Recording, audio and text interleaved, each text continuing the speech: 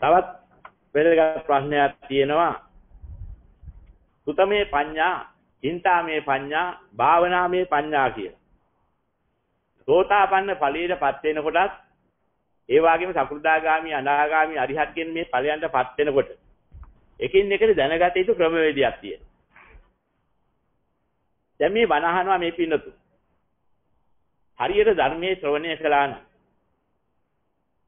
මේ කන් දිහා ඉදීමට කියනවා සෝතාවදානං කිය. සෝතාවදානිය. එහෙනම් කනින් අවධානය යොමු කළා. බණ ඇහිීමට කියන්නේ සෝතාවදාන. ඒ බණ අහලා තේරුම් ගන්නවා. දැන් මට නම් තේරුම් ගියා මේ අනිත්‍ය කියන්නේ මොකද්ද, දුක්ඛ කියන්නේ මොකද්ද, අනාත්ම කියන්නේ මොකද්ද? මෙහෙම තේරුම් ගියා කියලා වැටහෙනවා. මෙන්න මේ වැටහීමක් ආව නම් මේක දින සුතමේ ඥාන. හැබැයි වැටහීම ආවපලියට සෝවාන් වුණා කියලා හැවටෙන්න එපා. කවුගක්ේ හරතිය. තාම වැටහුණා විතරයි කියපේ. අහපු කාරණේ වැටහුණාට පස්සේ මොකද කරන්නේ? යලි යලි හොඳට හිතන්න පුරුදු වෙන්න. ඒ කියන්නේ යලි යලි නැවත නැවත හිතනවා. මේම හිතනකොට හොඳට වර්ධනය වෙලා තේරෙන්න පටන් ගන්නවා. තාම වැටහෙන්න පටන් ගන්නවා හොඳට. මෙහෙමත් අනිත්‍ය හිතිය හැකියි. මේ ආකාරයෙන් හිතන්න පුළුවන්. මෙහෙම Tamante විවිධ ක්‍රම වලින් මේ පෙළෙන ආකාරය දකින්න පටන් ගන්නවා. එකත් එක කියා දුන්නාම නොඑක ආකාරයෙන් පෙළෙන හැටි පේනවා. මම කොච්චර අනිත්‍ය ගොඩකද ඉන්නේ. එහෙම දකින්නවා. මම මොනතරම් භයානක දෙයක්ද මේ ආස්වාද වස්තු කියලා අල්ලගෙන දඟලන්නේ. මෙහෙමත් මේවා භයානකයි. එහෙම තමන්ට වැටහෙන්න පටන් ගන්නවා තව තව. මේ ආකාරයෙන් මේ අසාර දේවල් වල ගන්න හරයක් නැහැ. මම මේ මොන දේ අරගෙන හිටියත් දේපොළ ඉඩකඩම් ගේ දොරේ යාන වාහන හරක බාල මිල මුදල් මේ මොනවා හරියට හිටියත් ඔය හැම එකකෙම අවසානයේ වෙන්නේ මොකද්ද? ජරා මරණය දෙකකින් කෙලවර වෙන එක. අනත්තක් දකින්නවා ඔහො. Tamante විවිධ ආකාරයෙන් හිතා ගන්න පුළුවන් හැකියාව ලැබෙනකොට කියනවා චින්තාමේ ඥානෙ පහළ වුණා කියලා. එහෙනම් සුතමේ පඤ්ඤා, චින්තාමේ පඤ්ඤා. මෙන්න මෙහෙම ලැබිච්ච අවස්ථාවක් තුල පළවෙනි මූලික අවස්ථාව නැත්නම් සෝතාපන්න ඵලයටපත් වෙන අවස්ථාව නම් ඕවගේ වැඩිච්ච හිතක් තියනවා කියලා කියන්නේ හරියට වැඩිච්ච නෙළුම් පොහොට්ටුවක් හැදුනා වගේ. වතුර යටින් පටන් ගත්ත නෙළුම් පොහොට්ටුව ක්‍රමක්‍රමයෙන් මෝරණ කාර්යයක් තියෙනවා. ඉරියලිය ඇදලා ගන්නවා ගහට. ගහෙන් පෝෂණයලා කැපිල පෝෂණය වෙන්න පටන් ගන්නවා. කැපිල පෝෂණය වෙලා එන්න මොකද කරන්නේ? වතුර මට්ටමට ඇදිලා වතුර මට්ටමින් කැපිල උඩට නැගිනවා. තව විකුන්නේ නැහැ. ඊට පස්සේ මොකද වෙන්නේ? කැපිල මෝරනවා පිපෙන මට්ටමට. හැබැයි පිපෙන්න උදේට ඉර පායන්න ඕන. ඉරේලිය වැටෙනකොටම මෝරපු කැපිල පිපෙනවා. මෙන්න මේ වගේ මේ සුතමේ පඤ්ඤාවෙන්, චින්තාමේ පඤ්ඤාවෙන් නෙළුම් කැපිල මේරුවා වාගේ. මානෙල් කැපිල මේරුවා වාගේ. ඔන්න ඔය ක්‍රමයට මෝරනවා මනස තුල. දහම් නුවණ වැඩෙනවා. මෙන්න මෙහි වැඩිච්ච අවස්ථාවේදී ආර්ය සත්පුරුෂයෙක් ඉදිරියේ නැත්නම් ආර්ය උත්තමයෙක් ඉදිරියේ අදුතරමේ සෝතාපන්න වලිය හෝ ලැබූ උත්තමයෙක් ඉදිරියේ එක බණපදයක් දෙකක් යන්තම් ඇහෙනකොට විශාල ශක්ති කදම්බයක් ගිහින් වදිනවා. අර පුද්ගලයා එතනින් සුතජන භාවයේ ගෝත්‍රයේ ඉක්මවන්න පුළුවන් ශක්තියක්. විශාල ආධාරයක් ඕනේ ඒකට. මෙන්න මේ පළවෙනි අවස්ථාවේ ඇදිච්ච වෙලාවක මොකද වෙන්නේ? අර තමාගේ දැනීම බොහෝම ප්‍රබෝධයෙන් නැగిලා එනවා. අර මතක් කරගෙන තිබිච්ච, සිහි කරලා තිබිච්ච ඒ නුවණ තීක්ෂණව නැగిලා ඇවිදින්න. ආර්ය සම්මාදිට්ඨිය පහළ වෙන අවස්ථාවක් එනවා. ඉතලම පහළුනේ පූර්ව භාග නුවණ. ඒ පූර්ව භාග නුවණෙන් තමයි වනහලා තේරුම් ගත්ත ටික දිගෙන් දිගට වර්ධනය කරගත්තේ. පූර්ව භාග නුවණ පළමුව පහළ වේ, මග නැන පසුව පහළ වේ. දේශනාවේ තියෙන්නේ එහෙමයි. අන්න මාර්ගඥානයේ පහළ වෙන්නේ මොහොත ඉස්සෙල්ලාම සෝතාපන්න වෙන්න ආර්ය ශ්‍රාවකයෙක් ඉදිරියේ වණක් ඇහෙන්න ඕන. අන්නේ වණ ඇහෙනකොට අති තීක්ෂණව මනස නැగిලා ඇවිදින්න. අනේ මේ ලෝකේ දුක්ඛයි කියන්නේ මේ අසාරත්වයේ මේ ලෝකේ මොනවද ගන්න තියෙන්නේ? ලෝකේ අසාරයි කියන එක ඇත්තමනේ කියයට වැටහෙන අවස්ථාවක් එනවා. ඊ අවස්ථාව තුල අනිත් සියල්ල අමතක වෙලා යනවා. අසාර ලෝකෙක මොනවා හොඳයි කියලා අල්ලන්නේ. මෙන්න මෙහෙම අදහසක් එන්න පටන් ගන්නවා. ප්‍රියයි මනාපයි යහපතයි කියන ඔක්කොම අසාර කුණු ගොඩවල් මිසක් ගණ්ඩ හරයක් ඇතිව නෙමෙයි. මේවා දුකට ඇදලා අපන මරවුල් මිසක් වෙන දෙයක් මේවා නැහැ කියලා ඔන්න ඔහොම දැකින වහන් හැඟීමක් එනවා. මෙන්න මේ හැඟීමත් එක්කලා ඇති වෙන දුක්ඛේ ඥාන. මොකද්ද දුක? සැපයි සම්පත් කියන ඒවා මහා මරවුල් කියලා දැක්කහම අන්නේ වේ පිටිවන් දුකයි කියලා දකින්න සැප දුකයි කියලා දකින්න ඕන. සැපයි කියන ඒවා දුකයි කියලා ප්‍රඥාවෙන් දකින්න කියලා කිව්වොන්න ඕකට. ඔන්න ඔය අවස්ථාව පහළ වෙයි. අනේ මේ සැප සම්පත් කියන ඒවා මරවුල් මේවා කවද සැප සම්පත් කියලා ගන්න හරයක් තියෙන්නේ. මෙන්න මෙහෙම හැඟීමක් මතුවෙලා ඇවිදිලා. ලෝකේ වටිනාකම බලා ඉඳද්දි බහැලා යනවා. විශාල බැසීමක් වෙනවා වටිනාකම් වෙන්න තිබිච්ච මානසිකත්වයේ. බහැලා ගිහිල්ලා ඉතින් සම්මා දිට්ඨිය මතුවෙනවා. දුක්ඛේ ඥානං දුක්ඛ සමුදය ඥාන. මේ මහා ගිනි ගොඩක් වැනි පෙළෙන දුක් ගොඩවල් වලට ඇදලා දමන්න. මේ ආස්වාද නැවති දුක් මරවුගුල නේද? මේක නේද මේ දුක හට ගන්නන්න මුල් වෙන්නේ. කොහොම වැටහීමක් එනවා. මෙන්න මේ ආස්වාද නැවති මරවුගුලට තියෙන චන්දරාගයේ බැඳීම අත්හැරලා ගියා නම් නැවතත් ඒ පස්සේ යන්නේ නැහැ නේ මේ දුක හට ගන්න. අදහස එනවා. දුක නිරෝධේ ඥාන. එහෙනම් මොකද කරන්න ඕන?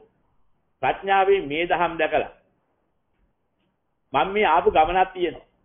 මොකද්ද? ලෝකීය ආදීනව දැක්කා. ආස්වාදයන්ගේ ආදීනව දැක්කා. ඒ වෙන්වීමේ ආනිසංස දැක්කා. මෙන්න මේ ක්‍රමයේ මතක් වෙනකොට ඔක්කොම වෙනවා ආර්ය අෂ්ටාංගික මාර්ගයේ කැටි වෙලා. දුක්ඛ නිරෝධගාමී පටිපදා ඥාන. අයං උච්චදිවිකේ සම්මාදිට්ඨිය කියලා ආර්ය සම්මාදිට්ඨිය පහළ වෙන මොහොතක් එනවා.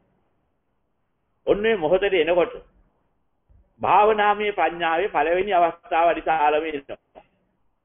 භාවනා කරන්න කිව්වේ ආර්ය අෂ්ටාංගික මාර්ගයේ. භාවනාව වැඩෙනවා. සම්මාදිට්ඨිය ඔය ක්‍රමයට එනකොට ඒ මනස තුල ඒ චිත්තයේ තුලම ක්‍රමක්‍රමයෙන් ආසන්න වෙලාවට අනුලෝම වෙවි එනවා කියලා කියන්නේ ඉතින්ලා. හිත අනුලෝම වෙනවායි වන අහගෙන ඉන්න වෙලාවේ ඔහොම කල්පනා ඔක්කොම එනවා. සත්පුරුෂ සංසේවනේ, සද්ධර්ම ශ්‍රවණේ, ඒ වගේම යෝනිසෝ මනසිකාරයේ ධම්මානුධම්ම ප්‍රතිපත්තිය. ඔය හතරම කැටි වෙලා. සත්පුරුෂ සංසේවනේ, සද්ධර්ම ශ්‍රවණේ මුලින් එනවා. ඒකම ඇති වෙන්නා මානසිකත්වයේ යෝනිසෝ මනසිකාරයේ ප්‍රඥාවෙන් මෙනෙහි කිරීම පටන් ගන්නවා. ධර්මාදාන පිළිවෙත ඒකාන්තයෙන් එතන තියෙනවාමයි. මොකද්ද වෙන්නේ? අන්නේ මොහොතේම දැනෙන්න පටන් ගන්නවා. අනේ මෙබඳු වන්නා ලෝකයක් තුල මොනවට වෛර කරන්නද? මොනවට අනික් අයට සාප කරන්නද? මොනවද ගන්න තියෙන හරේ? අනික් අයත් මේ අසාර ලෝකයේ මිදෙනවා නම් කොච්චර හොඳද? දුක් විඳින මේ මහා පාපකාරී ලෝකයේ තුල දැවි යන්නේ මොකටද? මේකෙන් නිදහස් වෙනම් කොච්චර සාන්තද ප්‍රණීතද අදහසක් එනවා. අව්‍යාපාද සංකල්පනාවක් ඒ හිතේ පහළ වෙනවා අර සම්මාදිට්ඨියත් එක්ක. අනිමේ ලෝක සත්‍යෝ හිංගි හිංසාවන්ගෙන් මොනවා ගන්නද මේ ලෝක සත්‍යෙත් එහෙම කරලා? සියලු ලෝක සත්‍ය මේ හිංගි හිංසා ඇති කරන්නා ලෝකයේ මිදිලා යනවා නම් කොච්චර හොඳද? අවිහිංසා සංකල්පනාවන් නැගිලා එනවා. අනේ මේ කාමියෝ මරවුල්නි. මේවායි යම් සියලු සත්‍යෝ මිදෙනවා නම් සියලු සත්‍යෝ මේ දුකේ මිදෙනවානි කියලා කරුණා මෛත්‍රී හිතක් එනවා. ඇවිදිලා මටත් ලෝක සත්‍ය නම් මේ මිදීම කොච්චර වටිනවද කියනකොට නික්කම්ම සංකල්පනා එනවා. අව්‍යාපාද සංකප්ප, අවිහිංසා සංකප්පෝ, නික්කම්ම සංකප්පෝ, අයං උච්චදිවිකේ සම්මා සංකප්පෝ කියන දෙවෙනි මාර්ගාංගයේ ওই සම්මා දිට්ඨියත් එක හිතට එනවා. මෙන්න ඕවාන් වෙනකොට මේ එක හිතේ හදගන්න ඕන 10. ඒතර මොනවට බොරු කියලා හවට්ටන්නද? කේලම් කියලා බිඳවන්නේ මොන එකකටද? ලෝකයට පරුස වචනේ සැඩ බවට පත් කරන්නේ පරුස වචනේ කියන්නේ මොකටද? මේ ප්‍රලාප දොඩෝ ලෝකේ රත්යාදී වේවි ආස්වාද හොයන්නේ මොන මුලාවද? මේ වැඩක් නැති වචන හසුරු වල මොනවා කරන්නද? මත්නා වැඩක් නැහැ එහෙම කතාවෝදී. ඔය අදහසත් එනවා ඒකම. මුසාවාදා වේරමණී, පිසුනා වාචා වේරමණී, පරසා වාචා වේරමණී, සම්පප්පලාපා වේරමණී, අයගුච්ඡති වික්‍රේ සම්මා වාචා. තුන්වෙනි මාර්ගාංගයත් දෙන්නට ආවා. එක හිතටම. ඊළාට මොකද වෙන්නේ? අනේ මේ ලෝකේ සත්‍යය ප්‍රාණඝාත කරනවා. මොන අපරාධයක්ද? මට නම් ප්‍රාණඝාත කරලා හත්පහිංසා කළා වැඩක් නැහැ. මේ අසාර ලෝකේ මොනවා ගන්න දේවා කරන්නේ? තොරමර වංචා මොනවට කරනවද? දුරාසු දුරාචාර පස්සේ මොකට යනවද? මොන හරියක්ද ඔය ඇති? මට නම් ඕවෙන් ඇති වැඩක් නැහැ. ඔන්න ඔය අදහස අතේ කියලා වෙනවා. පානාති පාතා වේරමණී අදින්නාදානා වේරමණී කාමීසු මිච්ඡාචාරා වේරමණී අයං උච්චති වික්ඛවේ සම්මා කම්මාන්තෝ කියන මාර්ගාංගයත් ඔය හිතේ වෙනවා. එක හිතර මාර්ගාංග 4ක් ආවා දැන්. දැන් මොකද්ද වෙන්නේ? ප්‍රාණඝාත අදත්තාදාන කාමීත්‍යාචාර අදහසුත් නැත්නම් බොරු කේලම් පරස වචන ප්‍රලාප විලඳ අදහසුත් නැත්නම් ඒ වගේම මිත්‍යා දෘෂ්ටියකින් හටගන්නා වූ මේ මානසිකත්වයේ මිත්‍යා දෘෂ්ටි නැතු සම්මාදිට්ඨි ගුණයේ යුක්තන. එතකොට කල්පනාවත් අව්‍යාපාද අවිහිංසා නිකම්ම සංකල්පනාන. ඔහුගේ ජීවිතය දැන් ගත කරන්නේ මොන කොහොමද මිත්‍යා ආජීවයක් ඒකාන්තයෙන් සම්මා ආජීවයෙන් යුක්තවන්නා වූ මාර්ගාංගයක් වැඩෙනවා. ඔහුගේ ජීවිතය නිවන් අවබෝධ කරගෙන අනික් අයටත් කරුණාවේ මෛත්‍රී යහපත කියා දෙන අදහසක් ඇති කරනවා. එහෙනම් සම්මා ආජීව කියන මාර්ගාංගය එතන වැඩෙනවා. ඔය මාර්ගාංග 5ක් වට කරගෙන එකින් එකට වැඩෙනවා. සම්මා දිට්ඨි, සම්මා වායාම, සම්මා සති කියන මාර්ගාංග 3. ඔය හැම එකක් ගානේ පෙරණු දැකපු දැකීමක් ලැබෙනවා. සම්මා දිට්ඨිය පිළිබඳ සම්මා දිට්ඨිය පහළ වෙනවා. ඒකත් තෝරා ගන්න ඕන. දැන් ඔය මාර්ගාංග 8 හැදෙන හැටි එක හිතට. සම්මා දිට්ඨිය පිළිබඳව ඇතිවෙන්නා වූ සම්මා දිට්ඨිය ඒ මොකක්ද? ඒ තවත් සම්මා දිට්ඨිය. සම්මා දිට්ඨිය සිහි දැනගනි. මිච්ඡා දිට්ඨිය සිහි දැනගනි. සම්මා දිට්ඨිය දෙආකාරයි කියා දැනගනි. එකක් ලෞකිකයි කෙලෙස් සහිතයි. සුගතියට හේතු වෙනවා. අනික ලෝකෝත්තරයි නිවනට හේතු වෙනවා. මෙන්න සම්මා දිට්ඨිය පිළිබඳ සම්මා දිට්ඨිය දකින්න හැටි. දැන් මේකත් තෝරා ගන්න ඕනේ. ඉතින් අහපුවාම සුදමේ ඥානෙ එනවා. කල්පනා කරන චින්තාමය ඥානය ප්‍රඥා පහළ වෙනවා. ආර්ය මාර්ගයේ වැඩෙන මොහොතේදී භාවනාවට උපනිශ්‍රීලා භාවනාවේ ප්‍රඥා බවටපත් වෙනවා. දකින්න හැටි සැක නැතුව තේරුම් ගන්න පුළුවන් ආකාරය. දැන් මොකද්ද වෙන්නේ? අන්න දැනගන්න ක්‍රමයේ දකින්න ඕනේ. සම්මා දිට්ඨිය වගේ දැනගන්නේ කොහොමද? ඒ දෙආකාර දැනගන්නකොට මිත්‍යා දිට්ඨිය මොකද්ද? දුක්ඛේ අඥාන, දුක්ඛ සමුදය අඥාන, දුක්ඛ නිරෝධේ අඥාන, දුක්ඛ නිරෝධ ගාමිනී පටිපදාය අඥාන. අයං උච්චති වික්‍රේ මිත්‍යා දිට්ඨි. අයං උච්චති අවිද්‍යාව. මේ ආකාරයෙන් විග්‍රහ වෙනවා. මෙන්න මිත්‍යා දිට්ඨිය කියලා දකින්න. ඒ සම්මා දිට්ඨිය මොකද්ද? දුක්ඛේ ඥානං, දුක්ඛ සමුදය ඥානං, දුක්ඛ නිරෝධ ඥානං, දුක්ඛ නිරෝධ ගාමිනී පටිපදාය ඥානං අයං උච්චති වික්‍රේ සම්මා දිට්ඨි. මෙන්න දකින්න. තවත් ක්‍රමයකින් දකින්න. යම්කිසි දසවස්තුක මිත්‍යා දෘෂ්ටියක් ඇද්ද? ඒක මිත්‍යා දිට්ඨියයි කියලා දකින්න. මේ මිත්‍යා දෘෂ්ටිය හතර පායට හේතු වෙනවා කියලා දකින්න. ඒ කියන්නේ නත්ති දානං, නත්ති ඉත්තං, නත්ති උතං, නත්ති සුකර දුක්ඛදානං, කම්මානං පලං විපාකං, ඉන් නත්ති මාතා, නත්ති පිතා ඔය ආදී වශයෙන් විග්‍රහ කරන 10ක් තියෙනවානේ. දන් දීමේ විපාක නැහැ, පින් කිරීමේ විපාක නැහැ, පූජා කිරීමේ විපාකයක් නැහැ, පින්පව් කියලා දෙයක් නැහැ, මවුට සැලකීම කියලා, පියාට සැලවීම කියලා විශේෂ දෙයක් නැහැ. ඔය ආදී වශයෙන් පෙන්වා දුන්න කර්ම විදිහට විග්‍රහ කරලා තියෙනවා. ඉතින් තේරුම් ගන්න මෙන්න මේ ආකාරයේ. ඒකට කියනවා මිත්‍යා දෘෂ්ටිය. මිත්‍යා දිට්ඨිය සිහි දැනගන්න. දැන් සම්මා දිට්ඨියේ දෙආකාරයක් තියෙනවා. ඒ දෙආකාරය දකින්න. එකක් ලෞකිකයි සුගතියට හේතු වෙනවා. නිවනට නෙමෙයි. ඒ තමයි දසවස්තුක සම්මා දිට්ඨිය. දානේ විපාක තියෙනවා. පූජාවල විපාක තියෙනවා. ඒ වගේම හෝම පූජාවල විපාක තියෙනවා. තීම්පව් තියෙනවා. මවුට සැලකීමේ, පියාට සැලකීමේ විපාක තියෙනවා. නරක දෙයට නරක විපාක, හොඳ දෙයට හොඳ විපාක තියෙනවා. මේ ආදී වශයෙන් එකින් එක විග්‍රහ කරලා තේරුම් ගන්න. එතකොට මෙන්න මේකට කියනවා ලෞකික සම්මා දිට්ඨිය. සුගතියට හේතු වෙනවා. එතකොට ලෝකෝත්තර සම්මා දිට්ඨිය තමයි අපි කියන්නේ දුක්ඛේ ඥානං, දුක්ඛ සමුදය ඥානං, දුක්ඛ නිරෝධේ ඥාන දුක්ඛ නිරෝධගාමී පටිපදා ඥාන අයං උච්චති වික්ඛ සම්මාදිට්ඨි කිවේ ලෝකෝත්තර සම්මාදිට්ඨි. මෙන්න මේ ආකාරයෙන් මේ තුන් ආකාරයේ දකින්නකොට සම්මාදිට්ඨිය පිළිබඳව සම්මාදිට්ඨිය පහළ වෙනවා. ඒතර මේ සම්මාදිට්ඨිය දැක්කහම මේක හොඳට පූර්ණ කරගෙන මේකෙමයි මාර්ගය තියෙන්නේ. මේකම ඥාන ශක්තිය වර්ධනය වෙන්නේ. යලි යලි සිහි කළ යුතුයි කියලා. ඒකේ උත්සාහයේ වීරිය වැඩි වෙන්න පටන් ගන්නවා. මිදීමේ මාර්ගය මෙතනමයි. වෙන කොහොමවත් මේ දහම් නැහැ මේකමයි තියෙන මාර්ගය කියලා දකින්නකොට. අන්නේ සිහි කරනකොට මොකද වෙන්නේ? උත්සාහයක් වීරියක් නිරන්තරයෙන් නැගින්න පටන් ගන්නවා. නිතැතිම්ම නැගිනවා. මේකට කියනවා සම්මා දිට්ඨිය පිළිබඳ සම්මා වායාම. ඊට පස්සේ මං අතින් බැරි වෙලාවත් අර මිත්‍යා දෘෂ්ටියට එහෙම යන්නේවා කෙරෙනවාද? කෙරෙන්න හේතු තියනවාද? මනා සතියෙන් ඉන්නවා හැම මොහොතකම. එතකොට මේ වගේ මේ ලෞකික සම්මාදිට්ඨිය මේක පිං මේක ලෝකෝත්තර සම්මාදිට්ඨිය මේක ආර්ය මාර්ගයේ කුසල මෙහෙම දැක දැක්කා කටයුතු කරනකොට සම්මාදිට්ඨිය පිළිබඳ සම්මා සතිය නැගින්න පටන් ගන්නවා. දැන් එතකොට සම්මා වායාම සම්මා සති කියලා සම්මාදිට්ඨිය මුල් කරගෙන මාර්ගාංග දෙකක් වැඩෙනවා. අපිට අවශ්‍ය නැහැ පහෙන් පස්සේ තව 6 7 වැඩෙන හැටි. සම්මා වායාම සම්මා සති ඒ පළවෙනි මාර්ගාංගයේ වාගේම දෙවෙනි එකක් තිබුණා.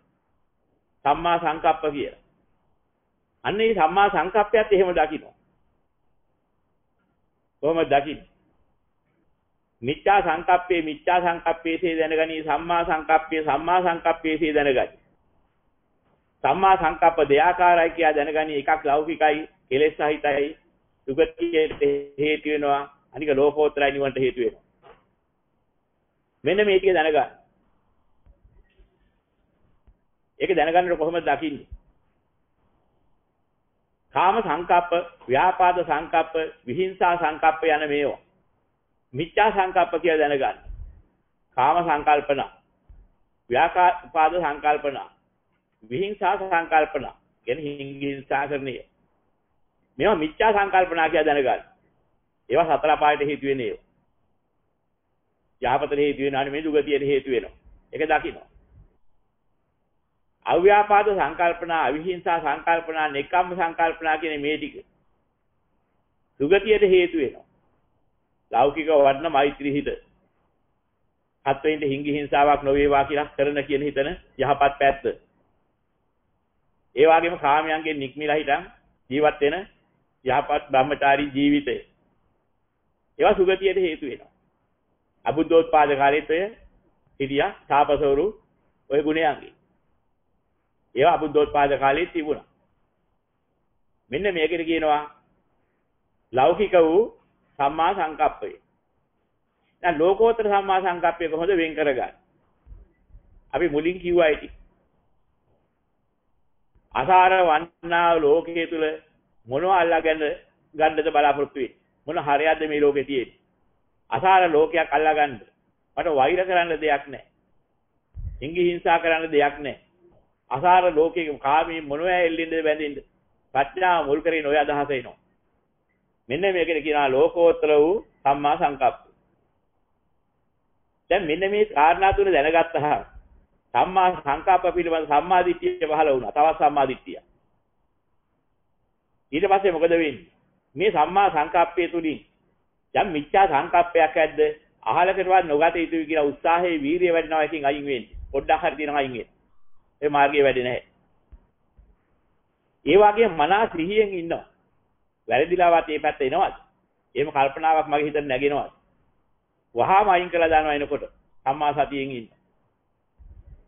ඒ වගේම සුගතියට හේතු වෙන යහපත් පැත්තක් ඇද්ද? ඒක සාමාන්‍යයි. නරක නැහැ. හැබැයි මගේ පැතුමක් නැහැ. ඒ පැත්තට බලාපොරොත්තුවක් නැහැ. හොඳ නිසා ඒවත් කරනවා. මොකද හොඳ මේක? නිවන් දකීමට යම් කිසි සංකල්පයක් ඇද්ද? අන්න ඒක තමයි මම විශේෂයෙන් සිහි කරන්නේ කියලා. ඒ සඳහා උත්සාහය වීරිය ක්‍රියාත්මක කරමින් සතිය මෙහෙයවුවා. මෙන්න මේකට කියනවා සම්මා සංකප්ප පිළිබඳ සම්මා සතිය. දැන් සම්මා සංකප්ප පිළිබඳ සම්මා දිට්ඨි, සම්මා වායාම, සම්මා සතියන මාර්ගාංග තුන පරිවාර කරලා තියෙනවා. ওই විදිහටම තියෙනවා සම්මා වාචා පිළිබඳවත් තුන් ආකාරය. සම්මා වාචාසේ දැනගනි, මිච්ඡා වාචාසේ දැනගනි. සම්මා වාචා ත්‍යාකාරය කියලා දැනගනි. එකක් ලෞකිකයි කෙලෙස් සහිතයි සතර ගමන්ට හේතු වෙනවා. සුගතියට හේතු වෙනවා. අනික ලෝකෝත්තර අනිවන්ට හේතු වෙනවා. ඒ මොනවද? මුසාවාදා, පිසුනා වාචා, පරුසා වාචා, සම්පප්පලාපා කියන යමක් ඇද්ද? ඔය මිත්‍යා වාචා. මිත්‍යා වාචා කියලා දැනගන්නවා ඉතින්. මුසාවාදයෙන් වෙන්වීම, පිසුනා වාචාවෙන් වෙන්වීම, පරුසා වාචාවෙන් වෙන්වීම, සම්පප්පලාපයෙන් වෙන්වීම. සම්මා වාචා කියලා දැනගන්න. ඒක ලෞකිකයි. වෙන් වෙලා ඉන්න පුලා බුදුරයන් වහන්සේ පහළ වෙන්නේ ඉස්සෙල්ලාත් ඔය වෙන් වෙච්ච අය හිටියා. ලෞකිකයි නමුත් හොඳයි. සුගතියට හේතු වෙනවා. එහෙනම් කොහොමද ලෝකෝත්තර සම්මා වාචා මොකක්ද? මූලික සම්මාදිටිය පහළ වුණාට පස්සේ අසාර ලෝකේ මොනවා අල්ලගන්න මම බොරු කියන්නේ. මොනවා පස්සේ යන්න මොනවා අල්ලගන්න මොනවා මගේ කරගන්න කියලා කියන්නේ. මොනවාට පරුස වචන කියන්නේ ප්‍රලාප දොරවන්න. අසාර වෙලක් නැති ඒවා. ඔන්න ඔය අදහසෙන් අත්හැරලා යනවා. මෙන්න මේකට කියනවා ලෝකෝත්තර වූ සම්මා වාචාව. දැන් මේ කාරණා තුන දැනගත්තාම කියනවා සම්මා වාචා පිළිබඳ සම්මා දිට්ඨිය පහළ වුණා. ඔය තව සම්මා දිට්ඨිය. දැන් සම්මා දිට්ඨිය පිළිබඳ සම්මා දිට්ඨිය, සම්මා සංකප්ප පිළිබඳ සම්මා දිට්ඨිය, සම්මා වාචා පිළිබඳ සම්මා දිට්ඨිය. ඒ වගේ මෙතෙන්දි දකින්න. බැටි වෙලා හරි මගෙන් බොරුවක් කියලා මම පරුස වචනයක් ප්‍රලාපයක් කියුණා නම් අම ආයත සංවරේ පිහිටනවා ඉවෙන් අයින් වෙන්න ඕනේ. ඒවා මහා භයානක දේවල්. හැකිතරම් දුරට ඒවෙන් අයින් වෙනවා. අයින් වෙවි හිත තියා ගන්නවා කවදා හරි මේකෙන් ඉවරට වෙන් වෙලා යනවා කිය. අන්න පටන් ගත්තාම ඉස්සෙල්ලා දෘෂ්ටිය විදෙනවා. පස්සේ ක්‍රමක්‍රමයෙන් අංග සම්පූර්ණ වෙනවා. අංග සම්පූර්ණ වෙන්නේ රහතන් වහන්සේ. දෘෂ්ටිය විදෙනවා පළවෙනි අවස්ථාව. ඉතින් මෙන්න මේ ක්‍රමයට ඔය කියන මාර්ගාංග ටිකේ සකස් වෙන හැටි දකින්න. ඒතර සම්මා වාචා පිළිබඳව සම්මා දිට්ඨියයි. ඒ සඳහා අර කියන්නා වූ මිත්‍යා වාචා අයින් කරලා සම්මා වාචාවේ ලෞකිකදී ලෝකෙට යහපත නිසා මම ඒක මධ්‍යස්ථ වශයෙන් ඒක පිළිගන්නේ. හොඳයි නරක නෑ. හැබැයි මගේ පරමාර්ථය මොකද්ද? සසර ගමනට හේතු නොවන නැත්නම් නිවනට හේතු වෙන්නා වූ සම්මා වාචාවක් ඇද්ද? අසාර ලෝකේ මොනවා කතා කරන්නද? අර ඔය කොම මම බලනවා. මොන විදිහට බොරු කියන්නේ? මොනවාට කේලම් කියන්නේ? මොනවාට පරිසවදෙන් ප්‍රලාප කියන්නේ? වැඩක් නැතිව මම අයින් වෙනවා කියලා. මෙන්න මේ දහම් ප්‍රඥාවෙන් අත්හැරීමක් තියෙනවා නම් අන්න ඒක ලෝකෝත්තර සම්මා වාචා කියලා දැනගෙන. ඔය මාර්ගයේ නිරන්තරයෙන් වඩන්න පටන් ගන්නකොට ඒකට කරන යම් උත්සාහයක් වීරියක් ඇද්ද? ඒක ආර්ය විනය සම්මා වායාම වෙනවා. මනස සිහිනුවණින් ඉඳලා විදිය කරනවාද? සම්මා සතිය වෙනවා. එහෙනම් ওই සම්මා වාචා මුල් කරගෙනත් සම්මා දිට්ඨි සම්මා වායාම සම්මා සතින මාර්ගාංග තුන පරිවාර කරගෙන තියෙනවා මේ ආර්ය අෂ්ටාංගික මාර්ගයෙන් නිවන් දකින්න මඟ හොයාගන්නේ කොහොමයි? දැන් ආයේ කාගෙන්වත් අහන්න ඕනේ ආර්ය අෂ්ටාංගික මාර්ගය මොකද්ද කියලා මේක තේරුම් ගත්තා. සම්පූර්ණ සුද්ධයි. දැන් සම්මා දිට්ඨි සම්මා සංකප්ප සම්මා වාචා තුනක් ගැන කිව්වා. ඊළඟ එක සම්මා කම්මන්ත. සම්මා කම්මන්ත සිහි දැනගනි. මිච්ඡා කම්මන්ත සිහි දැනගනි. ඒ වගේම සම්මා කම්මන්ත දෙආකාරයි කියලා දැනෙන එකක් ලෞකිකයි කෙලෙස් සහිතයි සුගතියට හේතු වෙනවා. ඒක ලෝකෝත්තරයි නිවනට හේතු වෙනවා. මෙන්න මේ කාරණා තුනක් දැනගන්න. මොකද්ද? ප්‍රාණඝාතයේ අදත්තාදානයේ කාම මිත්‍යාචාරය යමක් ඇද්ද? මේ මිත්‍යා කම්මන්තයි. ප්‍රාණඝාතයෙන් වෙන්වීම අදත්තාදානයෙන් වෙන්වීම කාම මිත්‍යාචාරයෙන් වෙන්වීම යමක් ඇද්ද? සම්මා කම්මන්තයි. එහෙනම් සම්මා කම්මන්ත දෙආකාරයි. මොකද්ද දෙආකාරය? ප්‍රඥාව මුල් කරගෙන ලෝකයේ තුල මොනවාට දුරාචාර කරන්නද කියලා දකින්නවා. ඒ හේතුවෙන් අත්තරින් වැළී විදියාමක් ඇද්ද? ලෝකෝත්තර සම්මා කම්මන්තය. ඒ අවබෝධය නැතත් ප්‍රාණඝාත හොඳ නෑ, හොරවැර වංචා හොඳ නෑ, සුරාසූ දුරාචාර හොඳ නෑ, මම නම් ඕවා කරන්නේ නෑ කියලා අත්තරීමක් ඇද්ද? ඒක ලෞකිකයි. මෙන්න ලෞකිකව කෙලෙස් සහිතව සම්මා කම්මන්තේ. අනික ලෝකෝත්තර නිවනට හේතු වෙන සම්මා කම්මන්තේ. අනික මිත්‍යා කම්මන්තේ. ඔන්න ඔය කාරණා තුන පිළිබඳ මනා වැටහීමක් එනවාද? සම්මා කම්මන්ත පිළිබඳ සම්මා දිට්ඨියත් පහළ වුණා. දැන් සම්මා දිට්ඨිය පිළිබඳ හතරාකාරයෙන් බෙදුණා. දැන් මේ සම්මා කම්මන්ත පිළිබඳ සම්මා දිට්ඨිය පහළ වුණා වාගේ. මොකද වෙන්නේ? දැන් මනස 100න් ඉන්නවා බැරි වෙලා හරි මං අතින් ප්‍රාණඝාතයක් අදත්තාදානයක් කාම මිත්‍යාචාරයක් අන්තු මාත්‍රයක් හෝ සිද්ධ වෙයි. ඒකේ වලකින් උත්සාහ කරනවා වීර්ය කරනවා. ඒ වගේම ආර්ය මාර්ගයට හේතු වෙන්නා වූ අර කියන්නා වූ ප්‍රාණඝාත අදත්තාදාන කාමීත්‍යාචාරයෙන් වැළකී කටයුතු කිරීමක් ඇද්ද? ඒක හොඳයි. ලෞකික උරක් යහපත් දෙයක්. ඒක මම පිළිගන්නවා. මාත් ඒව කරන්නෙම නැහැ. එහෙම අදහස ගන්නවා. ඒ වගේම යම්කිසි ප්‍රඥාව මුල් කරගෙන අසාර වන්නා වූ ලෝකේ ප්‍රාණඝාත අදත්තාදාන කාමීත්‍යාචාර කරන එකේ මොන හරියක්ද කියලා වටහාගෙන යථාර්ථයක් ඇද්ද? ඒක වඩා ගන්න නිතරම ප්‍රගුණ කරනවා. සම්මාදිට්ඨිය ප්‍රගුණ කරලාමයි ඒ ටික කරගන්නේ. මෙන්න මේ ක්‍රමවේදයේ දැනගත්තාට පස්සේ හැම මොහොතකම ඔතන උත්සාහයක් වීර්යයක් වඩනවා ඔය මාර්ගාංගය පූර්ණේ කරගන්න. ඒ මාර්ගාංගය පූර්ණ කරන යම් උත්සාහයක් වීර්යයක් ඇද්ද ආර්ය වූ සම්මා වායාමය. එතකොට ඒ සඳහා යම් කිසි විදියක නිරන්තරයෙන් සිහිනුවණින් ඉඳීමක් ඇද්ද ආර්ය වූ සම්මා සතියයි. එහෙනම් සම්මා කම්මන්ත කියන මාර්ගාංගයේ සම්මා දිට්ඨි සම්මා වායාම සම්මා සතින මාර්ගාංග තුනකින් පරිවාර කරගෙන තියෙනවා. මෙන්න මේකට කියනවා ආර්ය නිවන් දකින්න ආර්ය අෂ්ටාංගික මාර්ගයේ සම්මා කම්මන්තේ. දැන් අහලා නැති දෙයක් බොහෝම කාලෙකින් අහන්න හම්බුනේ නැවතත්. ඔබ හොඳින් තෝරා ගන්න ඕනේ ආර්ය අෂ්ටාංගික මාර්ගයේ නිවන් දකින්න එක මොකද්ද කියලා දැන් හොඳට වැටහෙනවා විදිහට කියාගෙන යනකොට.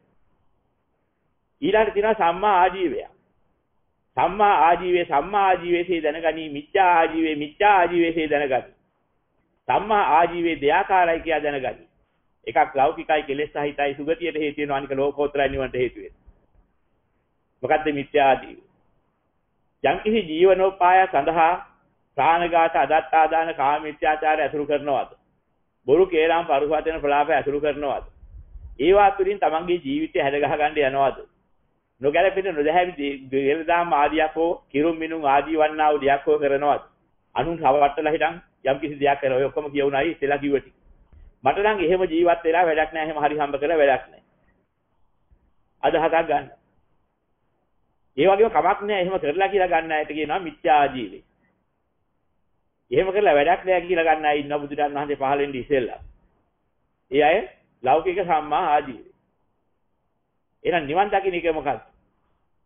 මට නම් වැඩක් නැහැ. ඒ જાතියව කරලා මේ අසාර ලෝකේ මොනව අල්ලගන්නද? මොන හරයක් ඇතුළත අසාධාරණ වැඩ කරන්නේ? එහෙම ජීවිතයක් ගත කරන්න මට කිසිම ඕනකමක් නැහැ කියලා හිතන් අත්හැරීමක් ඇද්ද? අන්නේ ආජීවයට කියනවා ආර්ය වූ සම්මා ආජීවය. මෙන්න මෙතෙන්ටපත් වුණාම සම්මා ආජීවය පිළිබඳ සම්මා දිට්ඨිය පහළ වෙනවා. ඒ තමයි මිත්‍යා ආජීවය දැනගත්තා, සම්මා ආජීවය දෙයාකාරයි කියලා දැනගත්තා, ලෞකිකව කෙලෙස් සහිතව සුගතියට හේතු වෙන ආජීවය දැනගත්තා, ලෝකෝත්තරව නිවනට හේතු වෙනා වූ ආජීවයේ ප්‍රඥාවෙන් උනාගෙන හැටි දැනගත්තා. මෙන්න මේකට කියනවා සම්මා ආජීවය පිළිබඳ සම්මා දිට්ඨිය. මේ ටික දැනගත්තාම තමාගේ ජීවනෝපාය යහපත් මාර්ගයට හරවාගෙන ගෙනියන්න. ඒකට අවශ්‍ය නම් උත්සාහයක් වීරියක් වඩනවා. අන්නේ මාර්ගයට කියනවා සම්මා ආජීවයේ පරිවාර කරගත්ත සම්මා වායාම. ඒ වගේම මනස සිහිනුවණකින් යුක්තව අදනොවිය මාර්ගයේ පූර්ණය කර ගැනීමට සම්මා ආජීවයේ වැඩිමේද්ද නිරන්තරයෙන් යෙදීමක් ඇද්ද? ඒකට කියනවා සම්මා ආජීවයේ පරිවාර කරගත්ත සම්මා සතිය. මෙන්න මේ ආකාරයෙන් සම්මා ආජීවය මුල් කරගත්ත සම්මා දිට්ඨි සම්මා වායාම සම්මා සති කියන මාර්ගාංග තුන පරිවාර කරගන්නවා. මෙන්න මේකට කියනවා නිවන් දැකීමට හේතු වෙනා වූ ආර්ය අෂ්ටාංගික මාර්ගයේ සම්මා ආජීවය. අංග පහක් පූර්ණ වෙනකොට තව අංග දෙකක් එකතු වුණා සම්මා වායාම සම්මා සති කිය. දැන් අංග හතක් හැදුණා. ඔය හතක් හැදුනහම සම්මා සමාධියට අමුතුවෙන් කරන්න දෙයක් නැහැ. නෑ චේතනා කරණි. චේතනාවෙන් කරන්න දෙයක් නැහැ කියලා පෙන්නනවා. මොකද්ද වෙන්නේ? ගහක් හිටවාගත්ත ගොවියාට කදාවස්සේ නම් මොකද කරන්න ඕනේ? සාත්තුව හරියට කරන්න ඕනේ. එහෙනම් කරන සාත්තුව තමයි සම්මා දිට්ඨි සම්මා සංකප්ප සම්මා වාචා සම්මා කම්මන්ත සම්මා ආජීව කිව්වේ. වායාම සත්‍ය දෙකක් පරිවාර කරගෙන සාත්තුව හරියට කෙරීගෙන යනකොට මොකද වෙන්නේ? කඳ ලැබෙන වෙලාවට කඳ ලැබෙනවා. කඳ තමයි සමාධිය. අන්න ඒක තමයි මාර්ගාංග හතක් පරිවාර කරගත්ත 8 වෙනි සමාධිය ලැබුණාම කියනවා ආර්ය අෂ්ටාංගික මාර්ගයේ සම්මා සමාධිය පහළ වුණා. අංගාට එක හිතකට ආවද යම් මොහොතක භාවයේ තබ්බත් කියන මාර්ගයේ වැඩිලා සෝවාන් ඵලයටපත් වෙන මොහොතේ නවන්න වෙලාව. ඕක ඉන්න කොයි වෙලාවක හරි ප්‍රගුණ කරගෙන ගිහිල්ලා ආර්ය උත්තමයේ බණක් අහන මොහොතක ඕක පූර්ණ වෙනවා. පූර්ණ වෙලා අංග 8ම එක හිතක පහළ වෙන යම් මොහොතක් ඇද්ද අන්නේ මොහොතට කියනවා සෝවාන් ඵලයටපත් වුණා. කවදාවත් මේ පුද්ගලයා ආපහු යන්නේ සතර ගමනේ කෙලවර කරනකම නිවන පූර්ණ කරගන්න යනවා මිසක් කිසිම දවසක සතර අපාගත වෙන්න හේතු නැත්නම් මේ පුද්ගලයා. පළවෙනි ආර්ය පුද්ගලයාගේ මාර්ගාංගයේ වැඩිලා මාර්ගය පූර්ණ කරන මාර්ග අනුගාමිකයා වෙනවා. ඵලී ලබන මොහොතේදී ඵලලාභියා වෙනවා. මෙන්න මේ ආකාරයට ওই தත්ත්වයටපත් වෙන නිසා නිතරම අහලා ආර්පු දේ දරාගෙන නිතර සිහි කරන්න පුරුදු වෙන්න. සිහි කරලා හිටන් ඒ වගේම ආර්ය උතුමා හොයන්න බෑ. නමුත් හරියට බණක් කියන කාගෙන් හරි කමක් නැහැ. නිතර බණ අහන්න පුරුදු වෙන්න. එහෙම අහනකොට Tamanට අවබෝධය ලැබෙයි. ලැබිලා පූර්ණ වෙන මොහොතේ ආයි අරයා සෝවන්න මෙයා සෝවන්න නැද්ද කියලා හොයන්න යන්න එපා. ඒවා පැත්තක තියලා හරියට දහමක් කියනවා නම් අවබෝධ වෙන දහමක් කියනවා නම් ඒ දහම අහන්න පුරුදු වෙන්න. අවබෝධය ඇතියයි දහම් දිසයි. එතකොට දහම් අවබෝධයි. ওই මාර්ගයෙන් තමයි මේ මාර්ගය වෙලා පූර්ණ වෙලා මේ ශාසනය බබලන්නේ. ඉතින් සම්මා සමාධියට එනකම් මාර්ගය දැනගත්තාම ඔන්න ඔතෙන්දී දුක්ඛේ ඥානං දුක්ඛ සමුදය ඥානං දුක්ඛ නිරෝධේ ඥානං දුක්ඛ නිරෝධගාමිනී පටිපදාය ඥානං කියන ප්‍රතිපදාව සම්පූර්ණ වැටහෙන්න පටන් ගන්නවා.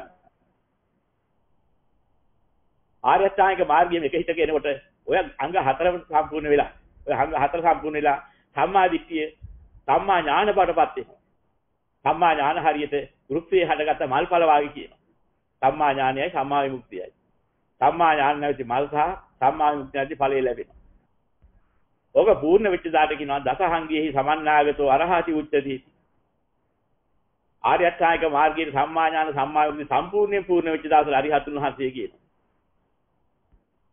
ඒසයි එතෙන්ටක මාර්ගයේ තියෙනවා පළවෙනි ආධාරය අවශ්‍ය වෙන්නේ සෝවාන් ඵලයේ ලබනකම්. ඊට පස්සේ තම තමන්ට යලි සිහි කරලා හිටන් ඊතුරු ඵල ලබාගෙන ඔය ක්‍රමයටම හතර අවස්ථාවකදී ආර්ය අෂ්ටාංගික මාර්ගයේ පූර්ණ කරන අවස්ථා හතරක් ලැබෙනවා.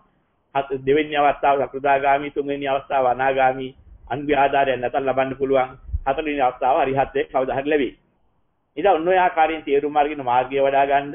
එතකොට මාර්ගය වඩලා අවසාන වෙනකන් කන දේවල් කණ්ඩ බොන්න හරි හම්බ කරගන්න ඕන. හරි හම්බ කරගන්න කණ්ඩ බොන්න නිකන් හම්බ වෙන්නේ නැහැ.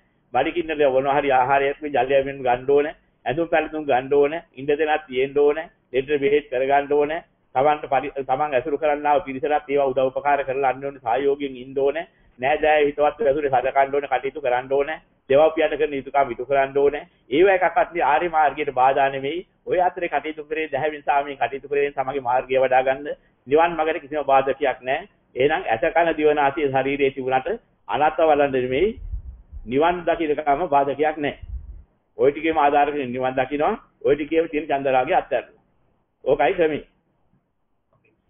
ඔව්. මේ ප්‍රශ්නේ මම කියවන්නද? හොඳයි කියවන්න. තව ප්‍රශ්නයක්. අපේ ප්‍රශ්නයක් තියෙනවා. ගරු ස්වාමීන් වහන්සේ මා මීට පෙර කීප වතාවකදීම මාගේ ප්‍රශ්න යොමු කර ඇත. සමහර ප්‍රශ්න වලට පිළිතුරු ලැබුණි. දැන් අහන ප්‍රශ්නේ මාගේ ඇඟට දැනට අවුරුදු ගණනක සිට අමනුෂ්‍යයන් කීප දෙනෙක් සම්බන්ධව සිටි. මම පෑනක්ගෙන යමක් ලියන්නට උත්සාහ කරන විට එම අමනුෂ්‍යයා පෑනෙන් ලියයි. මම ලක්ෂ ගණනක් වියදම් කොට අමනුෂ්‍යයා ඉවත් කිරීමට උත්සාහ කළෙමි. එම අමනුෂ්‍යයා දැන් මා විසින් සිතන දේ දැනගනි. සිතට කියයි. කනට කියයි. ඔහු පවසන්නේ මාගේ ඇඟෙන් නොයන බවයි. මම වහරකට පැමිණ 12 පිරිකර සහිත තටුවක් වී දානයක්ද දුනිමි. එහෙත් දැන් මෙම අමනුෂ්‍යයා රාත්‍රියට මට පෙනේ. මාගේ ශරීරයේ පවා ස්පර්ශ කරයි. මේට කළ යුතු පිළියමක් කරුණාවෙන් බලාපොරොත්තු වෙමි. ප්‍රශ්නය ඇහෙන්නේ නැති මේ ප්‍රශ්නේ ගැන කියන්න තියෙන්නේ මොකද මේ අනන්ත සංසාරයේ එන ගමනේදී අපි විසින් කරගත්ත විවිධ කටයුතු තියෙනවා. සසරේ යනකම් ඔයයි මමයි. මේකට මෝඩ පැතුමක්. හදා ගන්නයි ඉන්නවා. දැඩි අධිෂ්ඨානයක් තියාගෙන යනකම් පස්සෙන් ඉන්න. මෙහෙම අදහස් හදා ගන්න. ඒක එක පැත්තක්. මට දුවවියන්. ඔබ මට අම්මම වෙන්න. මට ඔයා දුවම වෙන්න. ඔයා පුතාම වෙන්න. ඔයා තාත්තම වෙන්න. මෙහෙම මේ අසාර පැතුම පතන මෝඩකම. ලෝකෙ හැටි දන්නේ නැති කාලේ කරන ඒවා. ඉතින් ඒකට හේතුකාරකක් තිබුණොත් එහෙම. ඒ විලාසෙ පතනකොට අපි දන්නේ නැහැ මේ ඔව් මැරුණාට පස්සේ මොකු වෙලා පස්සෙන් එයිද කියලා. නමුත් කරන්න දෙයක් නැහැ. පතාගෙන ගියහම ඕවත් එන්න පටන් ගන්නවා. ආවට පස්සේ තමයි මේ කරපියා මෝඩකම් තේරෙන්නේ. එතකන් තේරෙන්නේ නැහැ. ඉතින් ඕක හොඳට තෝරා ගන්න ඕනේ. මෙන්න මෙහෙම දේවල් හරියට අපිට සිද්ධ වෙනවා. වැඩක් නැති මෝඩ පැතුම් පතන්න නැතුව ඉන්න ඉස්සෙල්ලාම දැනගන්න ඕනේ. අනිත් කාරණේ තමයි දැන් ඔය වගේ දෙයක් වුණාම වෙන අපිට කරන්න දෙයක් නැහැ. එක දෙයක් තියෙනවා පැතුමට විරුද්ධ දෙයක්. මොකද්ද? විදර්ශනාවට ඔය අය කැමති නැහැ. ඕගොල්ලෝ කැමති ලෞකිකත්වයේ. ලෞකික බලාපොරොත්තු ඉෂ්ට කරගන්නයි හැමදේම බලාපොරොත්තු වෙන්නේ. මේ කර්මස්ථානේ නිතර වඩලා පුරුදු කරන්න. එන පිඩුව අසාරයි, රූපේ අසාරයි, දිය බුබුල අසාරයි, වේදනා අසාරයි, මිරිඟුව අසාරයි, සංඥා අසාරයි, කෙසෙල් කඳ අසාරයි, සංකාර අසාරයි, මායාව අසාරයි, විඥාන අසාරයි. නිබ්බාන සාරයි නිබ්බාන වෙත්වා. සියලු සත්වයෝ නිබ්බාන පරම සුඛයෙන් සුඛිතතර වෙත්වා. ඔය කර්මස්ථානේ මිටිසලා කියලා ඇති අර්ථවත් තේරුම් ගන්න. තේරුම් අරගෙන මේ කර්මස්ථානේ වඩන්න පුරුදු වෙන්න. මේක හුඟක් වැදගත් වෙනවා.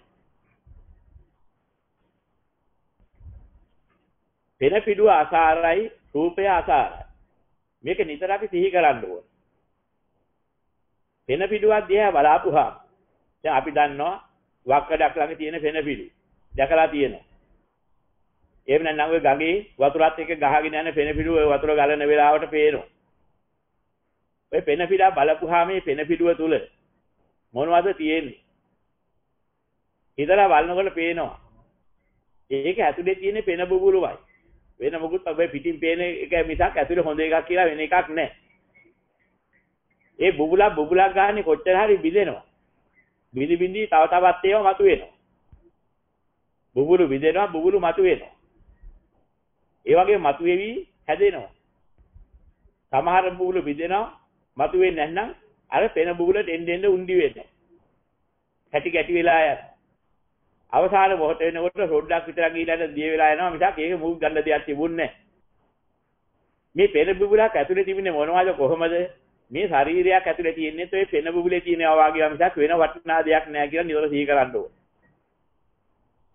පෙන බුබුලේ ගන්න සාරත්වයක් නැතුව වාගේ මේ කෙස්ලොම් නියද සම්මස්නහර ඇට මිදුළු ආදී වශයෙන් පටන් ගන්න දෙතිස් තුර්ම කොට්ටාසයකින් තියෙන ශරීරයේ ගන්න හරයක් නැහැ. පෙන බුබුලත් තෙතමනේ තිබුණා. තෙතමනේත් එක්කලා වැදිච්ච රොන් මඩ ටිකක් තිබුණා. ඒ වගේ මේ කන බොන ආහාරයෙන් ගත රොන් මඩ වාගේ එකතු වෙච්ච කැලරි ටිකක් එක එක විදිහට පිහිලා තිනවා වතුරත් එක්කලා. එත් වෙලා. ඔය පෙන පිටුවත් එකයි මේ කයත් එකයි. මේ විදිහට දැක්කහම පෙන පිටුවේ අසාරත්වයක් වාගේ මේ කයත් අසාර විසක් මේකේ සාරත්වයක් නම් ඉතුරු වෙන්නේ නැහැ කවදාවත්. උපතේ පටන් මරණය දක්වා මෙහෙම බිදිලා ගිහිලා කෙලවර වෙන එකක් මිසක් වෙන ගන්න දෙයක් නැහැ කියලා. මූලික දහම තේරුම් අරගෙන පෙන පිටුව අසාරයි, රූපය අසාරයි කියලා මෙනෙහි කරන්න ඕනේ. ඒ වගේම දිය බුබුල කියන එක දැකලා තියෙනවා. බුබුලු මතු වෙනවා බිදෙනවා. තියෙන්නේ නැහැ. මතු වෙනවා බිදෙනවා. මතු වෙනවා බිදෙනවා. දිය බුබුලේ හැටි එහෙමයි. අපිට සිතිවිලි එන්නේ කොහොමයි? ස්පර්ශ මාත්‍රයකට වේදනා මාත්‍රයක් එනවා. ඒක බින්දිරේ යනවා. නැවත ශබ්ද ස්පර්ශ මාත්‍රයක් එනවා. රූප ස්පර්ශ මාත්‍රයට රූප මාත්‍රයක් ආව බිඳුනා. ශබ්ද ස්පර්ශ මාත්‍රයක් එනවා. ඒකට ස්පර්ශ මාත්‍රයක් ආව බිඳුනා. ගන්ධ ස්පර්ශ මාත්‍රයක් එනවා. ගන්ධ ස්පර්ශ මාත්‍රයක් ඒකට මතුණා. ගන්ධයක් දැනුණා බිඳිලා ගියා. මේ දැනෙන හැටි වේදකම වින්දන දැනෙන හැටි. සැපට හේතු වෙන ස්පර්ශ මාත්‍රයක් ඇවිදින් සැප මාත්‍රයක් එනවා.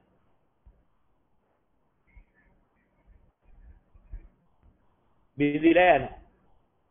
දුකට හේතු වෙන ස්පර්ශ මාත්‍රයක් එනවා. ඒක බිඳිලා යනවා. උපේක්ෂාවට හේතු වෙන ස්පර්ශ මාත්‍රයක් එනවා. ඒක බිඳිලා යනවා. මෙන්න මේ ක්‍රමයට සැප දුක් උපේක්ෂා කියන ස්පර්ශ මාත්‍රය එනවා. වේදනා මාත්‍රය හදා බිඳිලා යනවා. ස්පර්ශ මාත්‍රයට වේදනා මාත්‍රයයි දෙකක් නැහැ. හරියට පෙර බුබුලු හැදිලා බිඳිලා යනවා වාගේ. මෙන්න මේ ක්‍රමයට දකින්න ඕන. එහෙනම් අපි දකින්න අය විදිහට මේ දැනෙන වින්දන එන්නේ ওই විදිහට. එහෙනම් ස්පර්ශ මාත්‍රයකින් තොරව වේදනා මාත්‍රයක් ගොඩ නැගෙන්නේ නැහැ. එහෙනම් මොකද වෙන්නේ? පෙන බුබුල අසාරයි, වේදනා අසාරයි. වේදනා පෙන බුබුලේ සාරත්වයක් නැතුව වාගේ ওই වේදනා මොන සාරත්වයක්වත් ඉතුරු කරලා දකින්න ඕන. ඒ වගේ මිරිඟුව අසාරයි, සංඥා අසාරයි. දැන් මිරිඟුව පේනවා ඈතට ජලයේ වාගේ. සිසිලට පේන්නේ. නමුත් උෂ්ණ ගිනි ගොඩක් තියෙන්නේ. මිරිඟුව කියන්නේ එහෙම එකක්. කාන්තාරයක නම් ගාක් විරිගො තියෙනවා මහා ජලාශයක් ගලනවා වගේ පේන මෝර හැවටෙනවා. ජලය හොයාගෙන මේ පස්සේ ගියාම කර වෙලා වේයිලා වැටලා යනවා. ඒ වගේ හරියට මේ ලෝකේ සුන්දර වස්තු කියලා පේන්නේ මිරිඟුවක් වගේ. හැඩ වැඩ කරලා ලස්සන පේනවා මායා කතාවක්. පස්සෙන් ගියාම අහුවිලා තියෙන්නේ හරයක් නැති ගිනි ගොඩවල්. මෙන්න මේකේ ස්වභාවය නිතර දකින්න ඕන. ඕවා තමයි රූප සංඥා, ශබ්ද සංඥා, ගන්ධ සංඥා, රස සංඥා, පොට්ටබ්බ සංඥා, ධර්ම සංඥා කිය. සංඥා ආසාරයි, මිරිඟු ආසාරයි, සංඥා ආසාරයි. මිරිඟුයි සංඥාවයි දෙකම එකයි කියලා සිහි කරන්න ඕන. ඊළාට මොකද කරන්නේ අපි නොවේ දේවල් කරනවා. හදා ගන්න, කර ගන්න, ගොඩ ගහ ගන්න, ලැබීම කිය බලාපොරොත්තු හදාගෙන විවිධ දේවල් කරලා අනන්ත සංසාරේ පටන්. ඔය පොඩ්ඩනගර සංස්කාරනේ සංස්කාරයේ කර කර හදන දේවල් ඔක්කොම අද බලපුවා මොකද වෙලා තියෙන්නේ? එකක්වත් ඉතුරු වෙලා නැහැ. බලාපොරොත්තුච හරිය එකකවත් තිබිලා නැහැ. හරියට උපමාවක් කියනවා නම් කොවුලක් හරයක් ඕන කරන මිනිසෙක් ඇද නැති ලීයක් කියලා කෙහෙල් කඳක් කපාගෙන පතුරු ගලවනවා හරයක් හොයන්න. කොවුලක් හොයන්න. අවසාන පතුරට නිකන් ගැලේවල් කොවුලක් නම් අහලකවත් නැහැ කෙහෙල් කඳේ. මෙන්න මෙහෙම තමයි අපි මේ ලෝකේ සංස්කරණය කරගෙන යන මේ සංකාර වශයෙන් ගොඩනගෙන සියලු දේවල්. එකකවත් හරයක් ඉතුරු වෙන්නේ නැහැ කවදාවත්. ওই ස්වභාවයේ තේරුම් අරගෙන කෙහෙල් කඳ අසාරයි සංකාර අසාරයි. ඔහොම මෙනෙහි කර. ඒක අපිට විවිධාකාර මේ විඥාන හට ගන්නවා. චක්කු විඥාන, සෝත විඥාන, ගාන විඥාන, જીවහා විඥාන, කාය විඥාන, මනෝ විඥාන. නැති ආකාරයක් ඇතිසේ මවලා පෙන්නනවා. ගෙවිලා යනවා ආයශරයක් පලාතරවත් අල්ලන්න එකක් නම් හම්බ වෙන්නේ. දැක්කා විතරයි, දැනුණා විතරයි. පස්ස බලනකොට ගෙවිලා ගිහිල්ලා. ගෙවිලා ගිය එක අල්ලන්න බැලුවොත් අල්ලන්න එකක් එතන ඉතුරු වෙලා නැහැ. හරියට මායාකාරය පෙන්වන මායාවල් වගේ. දැක්කා විතරයි. එහෙම එකක් එතන ඇත්තේ නැහැ. ගෙවිලා ගියා. නෑ එතන තිබුණෙත් නැහැ මායාවක් මවලා පෙන්නේ. ගොඩක් එකක් කරලා පෙන්නනවා. කෑලි ගොඩක් එකතු කරපුවාම එකක් වගේ පේනවා. කෑලි ටික අයින් කරපුවාම එතන තිබිච්ච එකක් නැහැ. මේ වගේ තමයි මේ ඇහැට පේන ඒවා, කනට ඇහෙන ඒවා, නාසයට දැනෙන ඒවා, දිවට දැනෙන ඒවා, කයට දැනෙන ඒවා, හිතට දැනෙන ඒවා. ඔය විඥාන වල ස්වභාවය ඕකයි කියලා දැනගත්තාම විඥාන අසාරයි, න මායාව අසාරයි, විඥාන අසාරයි. එහෙනම් මොකද කරන්න ඕනේ? මේවත් තිබෙන්නා වූ ඇලීමක් බැඳීමක් ඇද්ද? මේ රාගයක්සේ, ද්වේෂයක්සේ, මොහයක්සේ විමසා මේවා බැඳීමෙන් නික්මීමක් ඇද්ද? අන්නේ නිබ්බාන සාරයි, නිබ්බාන වෙත්වා.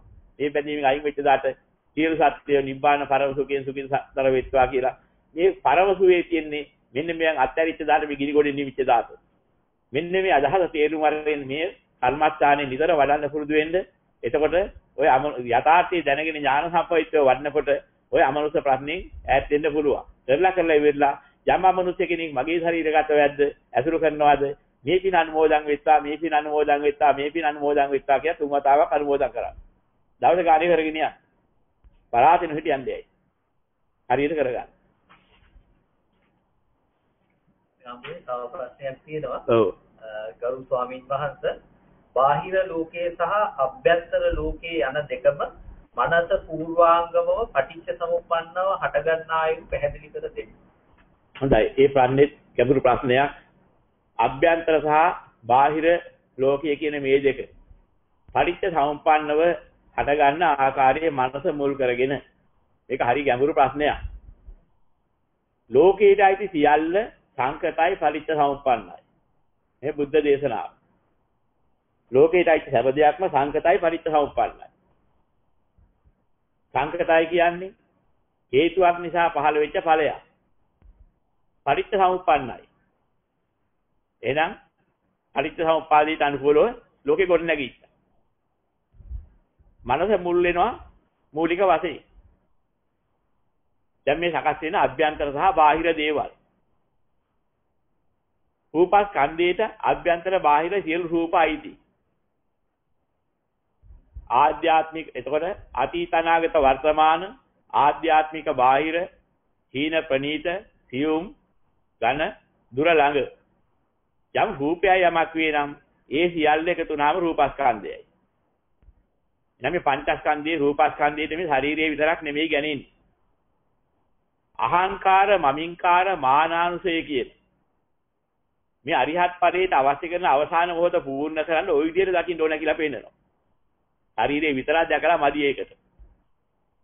අන්තිම සුද්ධතාවයටපත් වෙනකොට ඔය සියල්ල ඔය විදිහට දකින්න ඕන. 11 ආකාරයකින් රූපස්කන්ධය ගැන දකින්න ඕන. අතීත අනාගත වර්තමාන ආධ්‍යාත්මික බාහිර සියුම් ඝන දුර හීන ප්‍රනීත දුර ළඟ යම් රූපය යමක් වීනම් ඒ සියල්ල ඒ රූපස්කන්ධය තුල දකින්න ඕනේ අනිත්‍යයි දුක්ඛයි අනාත්තයි කිය. ඒතකොට ඒ වගේම අර මම නෙමෙයි මගේ නෙමෙයි මගේ ආත්මය නෙමෙයි කියලා ගන්න ක්‍රමයක් තියෙනවා. ඒකත් විග්‍රහ කරලා දෙන්න වෙනවා උතින්. ඒකත් ඔතෙන්ටම ගන්න ඕනේ. විස්තර කරලා අන්තිමට දෙනවා ඒ ටික විග්‍රහ කරලා. ඒතකොට මේ හට ගන්නා වූ දේවල් ඒ වගේම වේදනා ස්කන්ධයත් ඔය විදිහට තියෙනවා. අහංකාර මමින්කාර මානාංශය දුරු කරනවා කියන්නේ අවසානයේදී හට ගන්න අරිහත් ඵලයට අයින් කරන්න ඕනේ. මාන උද්දච්ච විද්‍යාව අයින් කරනකොට අයින් වෙන්න ඕනේ ওই ටික. එහෙනම් ඒකෙදි කරන්න ඕන දෙයක් තියෙනවා. මොකද්ද? අතීත අනාගත වර්තමාන ආධ්‍යාත්මික බාහිර සියුම් ඝන දුර ළඟ හීන ප්‍රනීත වේදනාය යමක් වී නම් ඒ සියල්ල කැටි කරගත්තේ වේදනා ස්කන්ධය. වේදනා ස්කන්ධයත් කොහොම තෝරා ගන්න ඕන. ඒ වගේම සංඥා පිළිබඳව අතීත අනාගත වර්තමාන ආධ්‍යාත්මික බාහිර සියුම් ඝන දුර ළඟ හීන ප්‍රනීත සංඥාය යමක් වී නම් මේ සියල්ල කැටි කරලා ගත්ත විදිහ සංඥා ස්කන්ධය. ඒ වගේම සංකාර ස්කන්ධයේ වශයෙන් සංකාර දෙආකාරයක් තියෙනවා. එකක් තමයි හිතේ ගොඩ නැගින සංකාර චේතනා මුල් කරගෙන. අනික තමයි කර්ම ශක්තිය ආදී මුල් කරගෙන බාහිර තවත් බාහිර හෝ අභ්‍යන්තර හෝ ගොඩ නැගින්නා වූ සියල්ල සංස්කරණය වෙන සියල්ල සංකාර. ඒ වගේම අතීත අනාගත වර්තමාන ආධ්‍යාත්මික බාහිර සියුම් ඝන දුර ළඟ හීන ප්‍රනීත සංඛාරය යමක් වේ නම් සියල්ල කැටි කරගත්තේ සංඛාර ස්කන්ධය. විඥානත් ඒ වගේ. අතීත අනාගත වර්තමාන ආධ්‍යාත්මික බාහිර සියුම් ඝන දුර ළඟ හීන ප්‍රනීත විඥානය යමක් වේ නම් ඒ සියල්ල කැටි කරගත්තේ විඥාන ස්කන්ධය.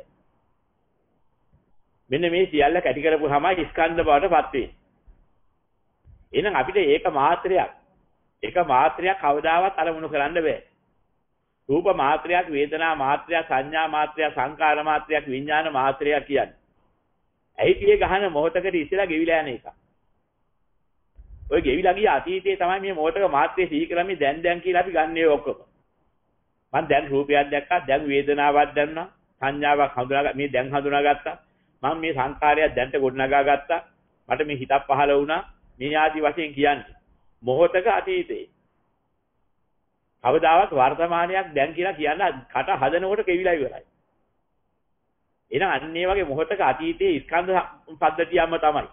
අපි අරගෙන රූප වේදනා සංඥා සංකාර විඥාන කියලා හඳුන්වනවා. එතකොට මේ හඳුන්වන ඒවා ආධ්‍යාත්මයට ගන්නවා. ඇස කන දිව නාසය ශරීරය මන කියලා මේ ඉන්ද්‍රිය හයක්. බාහිරට ගන්නවා.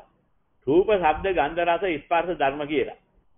බාහිරින් හයක් හැදෙනවා බාහිර අරමුණු කරගෙන. පිටස්තර අරමුණු, රූප අරමුණු, ශබ්ද අරමුණු, ගන්ධ අරමුණු, රස අරමුණු, පොට්ටබ්බ අරමුණු, ධර්ම අරමුණු කියලා. හයක් අරමුණු වෙනවා. ගෝචර වෙන්නේ ඇස කන දිව නාසය ශරීරය මන කියන ඉන්ද්‍රිය හයට. මෙන්න මේ ගෝචර වෙනකොට තමයි ඒ නිසා හටගන්නේ චක්කු විඥාන, සෝත විඥාන, ගාන විඥාන, જીවහා විඥාන, කාය විඥාන, මනෝ විඥාන කියලා විඥාන. හැදි අතීතයට යනවා. ස්කන්ධයන්ට එකතු වෙලා සම්බන්ධ වෙනවා. ස්කන්ධ වලට එකතු වෙනවා. ස්කන්ධයන් සිහි කරලා හිටන් අපි උතන සත්‍යයේ පුද්ගලයෙක් වශයෙන් මාත්‍රයක සංඥා මාත්‍රය පනව ගන්නවා මේ මම කියලා. ඒකයි තියෙන වෙනස. ඒතර මෙන්න මේ කාරණේ තෝරා ගන්න ඕනේ ඉස්සෙල්. මෙහෙම තෝරාගත්තා. ඇයි මේ බාහිර ලෝකයක් සහ ආධ්‍යාත්මික ලෝකයක් කියන මේ ඇසකන දිවනාසයේ ශාරීරියේ මනස. ඒකට ගෝචර වෙන අරමුණු වෙන්නේ. රූප ශබ්ද ගන්ධ රස ස්පර්ශ ධර්ම කියන ඒවා මේ අරමුණු කරන බාහිර ලෝකයක් හටගන්නේ ඇයි? මේකට හේතුව ඉස්සෙල්ලා හොඳට හොයලා තේරුම් අරන් ඉන්න ඕනේ. ඒවට මුල මොකක්ද? කවුද සත්වයා කියන්නේ? ඔය ටික දකින්න ඕනේ. ඔන්න ඔය අපි කිව්ව ස්කන්ධ පහට යම් ඇලුම් කිරීමක් ඇද්ද? ඇලුම් කරන නිසා කියනවා සත්ව කියලා. ඔය ස්කන්ධ පහට ඇලුම් කරපුවාම පංචස්කන්ධයේ පංච උපාදානස්කන්ධයක් වෙනවා. ඇලුම් කරපුවාමයි උපාදාන වෙන්නේ. පංචස්කන්ධයේම ඇලුම එකතු වුනහම පංච උපාදානස්කන්ධය කියලා අපි ඔයගොල්ලෝ කියනවා. එහෙනම් මේ පංච උපාදානස්කන්ධේ ඇතුළත් තියෙනවා පිටත් අයිතිය තියෙනවා. ඇතුළ සහ පිට දෙක. ඇයි එහෙම වෙන්න හේතුව? ඇයි අපි මේ පංචස්කන්ධයක් උපාදාන කරලා සත්වයක් වෙන්නේ? ඇලුම් කරන්නේ වෙන්නේ ඇයි? අපි එක්තරා දෙයකට රැවටෙනවා. අනන්ත සංස්කාරයේ පටන් රැවටෙනවා. අපි මේ ඇති කරගත්ත ආස්වාදයකට අපි රැවටෙනවා. ලෝකේ ආස්වාද තියෙනවා කියලා අපි හිතනවා. මගේ කයට ආස්වාද දැනෙනවා, මගේ හිතට දැනෙනවා කියලා අපි හිතනවා. ඒ ආස්වාදී කියන්නේ මොකද්ද කියලා හැවටේ මුලාවකින් අපිම ගොඩනගාගත් එකක් කියලා තේරුම් ගන්න. ඒක තේරුම් ගන්න බෑ ලේසියෙන්. ඒ නිසාම ලෝකේ සැපක් තියෙනවා කියලා හැවටෙනවා. ලෝකේ සැපක් තියෙනවා. මෙහෙම අදහසක් ගන්නවා. මොකද්ද මේ ලෝකයා සැපයි කියලා කියන්නේ කියලා හිතා ගන්න එකක් දෙකක් තුනක් කියනකොට උපමා කරනවා. උපමානුව හිතලා පුරුදු වෙන්න ඕනේ. එතන මේක තෝරා ගන්න පුළුවන්. මොනවද මේ ලෝකේ තියෙන සැප කියලා කියන්නේ? අපි මොනවද සැප ලබලා තියෙන්නේ? පොඩ්ඩක් හොයලා බලන්න ඕනේ ඉතින්. ඇහෙන් සැප ලබනවා කියලා මොනවා හරි කරනවා. බලනවා. කනින් සැප ලබන්න ශබ්ද අහනවා. නාසයෙන් සැප ලබන්න ගන්ධයක් ආග්‍රහණය කරනවා. දිවෙන් සැපක් ලබා ගන්න රසයක් ස්පර්ශ කරනවා. කයින් සැප ලබා ගන්න මොනවා හරි පහසක් ගන්නවා. හිතෙන් සැප ලබා ගන්න හිතලා මොනවා හරි හිතනවා. ආස්වාද දෙන දේවල්. ඉතින් මේවැ වින්දනයක් ලැබලා කියනවා මේ ලෝකේ සැපයි. මම සැප විඳිනවා. විවිධ අදහස් ගන්නවා ඔය ටික. දැන් බලන්න ඕනේ කල්පනා කරලා. මේ සැප කියන එක කවද කොහොමද අපිට හම්බ වුනේ? එකින් එක විග්‍රහ කරලා බලා ගන්න ඕන. දැන් අපිට පහසු එකක් අරන් ඉස්සෙල්ලා බලා ගත්තාම මේක තෝරා ගන්න පුළුවන්. දැන් අපි කාටෙන් මොනවද සැප විඳින්නේ? කාටෙන් ගත්ත සැප යම් රසයක් ආස්වාදයක් දිව මුල් කරගෙන ගත්තා. කට මුල් කරගෙන ගත්තා. පිපාසයට කුමක් සැපද? අපි බලනවා හොයලා. ජලයේ සැපයි. ජලයේ නැත්නම් එහෙම හරි අමාරුයි. අනේ සීතල ජල වීදුරුවක් වතුර වීදුරුවක් තිබුණා මේ වෙලාවට. අධික පිපාසයට එහෙමත් හිතෙනවා. බොනකොට හරි සුවයක් දැනෙනවා. බඩි කිනි වෙනවා. ඒ බඩි කිනි වෙච්ච වෙලාව. අනේ සසවත් කෑමක් තිබුණා නම් මේ වෙලාවට එහෙමත් හිතෙනවා. කන්න හම්බුනහම සැපයි කියලා කනවා. කොච්චරද මේ සැප දැනුනේ? වතුර වීදුරේ උගුරක් ගානේ අර සැප ආස්වාදයේ මොකද උන්නේ බොනකොට? එන්නේ අඩු වෙලා ගියා. වතුර වීදුරු උගුරු 10ක් විතර බොනකොට සැප බිඳුවට බැස්සා. ඇති කියන. බීපිය තව ටිකක් කියලා බලෙන් එහෙම පොවන්න ගියොත් මොකද වෙන්නේ? බොනවා ඉතින් බයිට්. හැබැයි දැන් සැපයට නෙමෙයි බොන්නේ දුකට. ඒක අනිත් පැත්තට හිටින්. සැප දුන්න වතුර දැන් දුක දෙනවා. එහෙනම් වතුරේ සැප තිබිලා නැහැ. කොහෙද සැප හැදුනේ? අපි ළඟ තිබුණ අඩුපාඩුවක්. පූර්ණතාවය. අපේ ශරීරයේ හිඟකමක් තියෙන වතුර.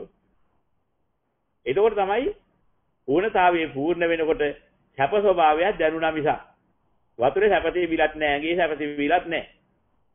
ඉන්ද්‍රියක නෙමෙයි සැප තිබිලා තියෙන්නේ. බඩ ගින්නට රස ආහාරයක් දෙනවා.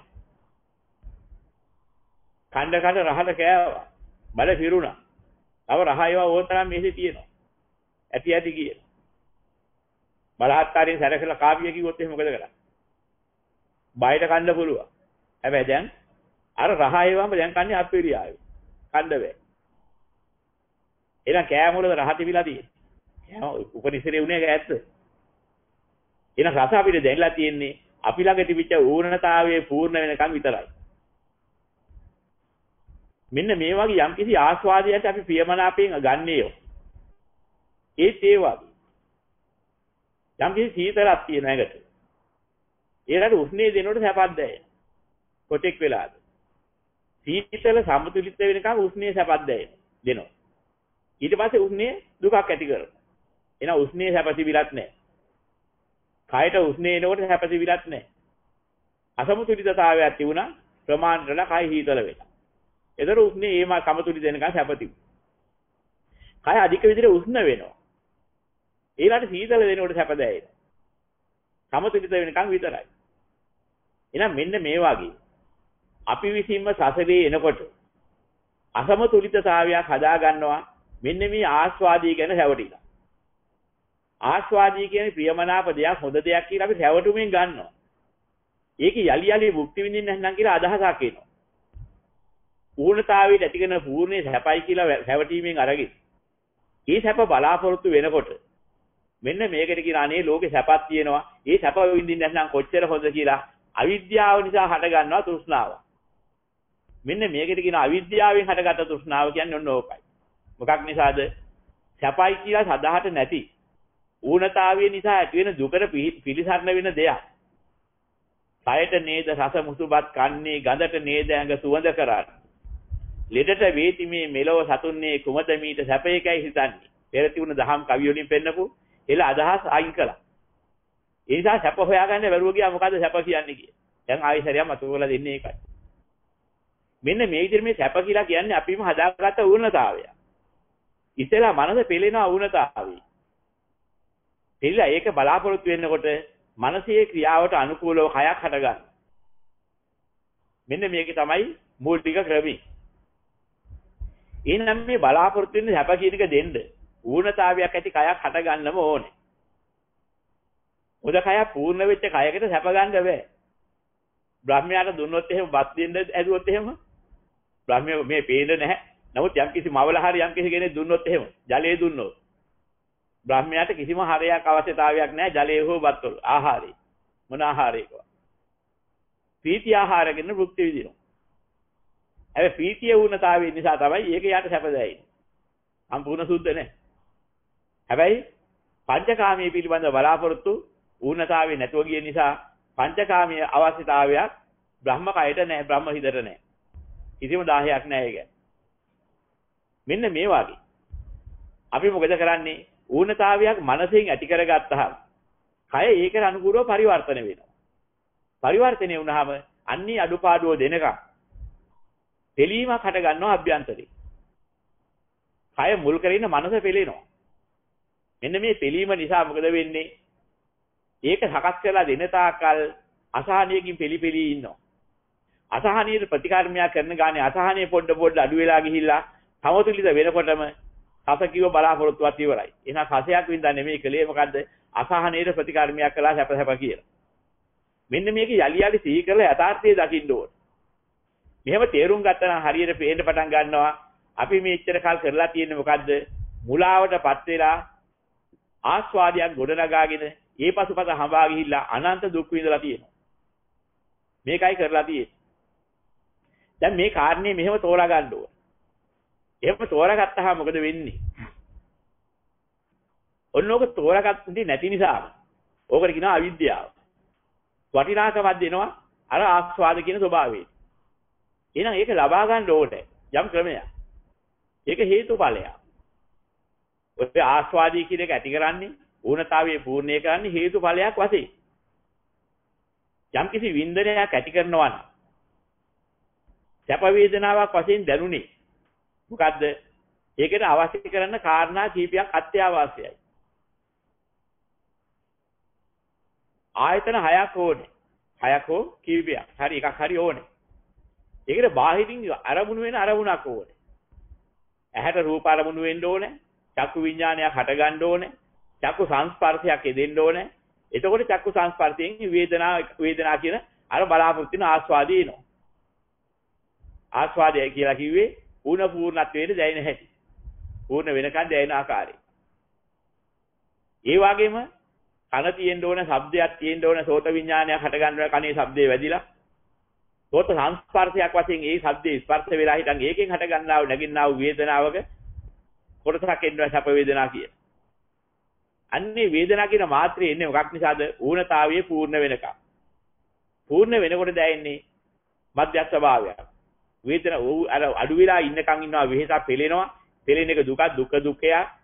අයිතරේ සංඛාර දුක්ඛය ගොඩනගලා හිටන් ඒකට ප්‍රතිකර්මයක් කරනවා. එතකොට මොකද වෙන්නේ? ක්‍රමක්‍රමයෙන් අර වේස වෙවි දෙනකොට සංඛාර දුක්ඛය විඳගෙන ඌනතාවයේ පූර්ණය කළ මධ්‍යස්ථ රූපේක්ෂා වේදනාවක් දැයි. සැප දුක් උපේක්ෂාව කොහොමයි? ආපහු වැඩියෙන් දුන්නොත් මොකද වෙන්නේ? ආයි දුක් වේදනාවෙන් පෙරෙන්න පටන් ගන්නවා. උපේක්ෂාව ඉක්මවා ගින් අනිත් පැත්තට යනවා. එහෙනම් මේ අපිම හදාගත්ත ගොඩනගාගත්ත මුල්ලාවක් හැරෙන්න තව දෙයක් මේකේ නැහැ. හැබැයි මේකට රැවටීම නිසා ලෝක සත්‍යය මොකද කරන්නේ? ඔන්න ඔය සැප වේදනා කියන මාත්‍රයක් බලාපොරොත්තු වෙන්නේ. මන වටන රූපාස්වාද, මන වටන ශබ්දාස්වාද,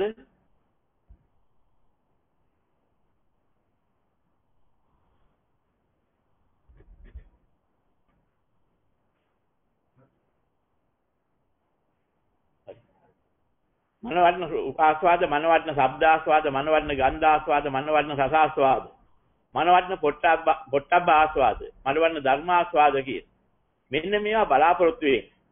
ඔයකට අවශ්‍ය කරන්නා වූ ඇස කන දිවනාසය ශාරීරිය මන ගොඩනගා ගන්න ඕනේ. ඒවට ගෝචර කරන රූප ශබ්ද ගන්ධ රස ස්පර්ශ ධර්ම කියන ඒවා බාහිරින් සම්බන්ධ කරගන්න ඕනේ. මෙන්න මේ කරගැනීමේ බලාපොරොත්තුවක් ඇති වෙනවා. මෙන්න මේ ආස්වාදනයේදී මුලාවට හැවටිලා.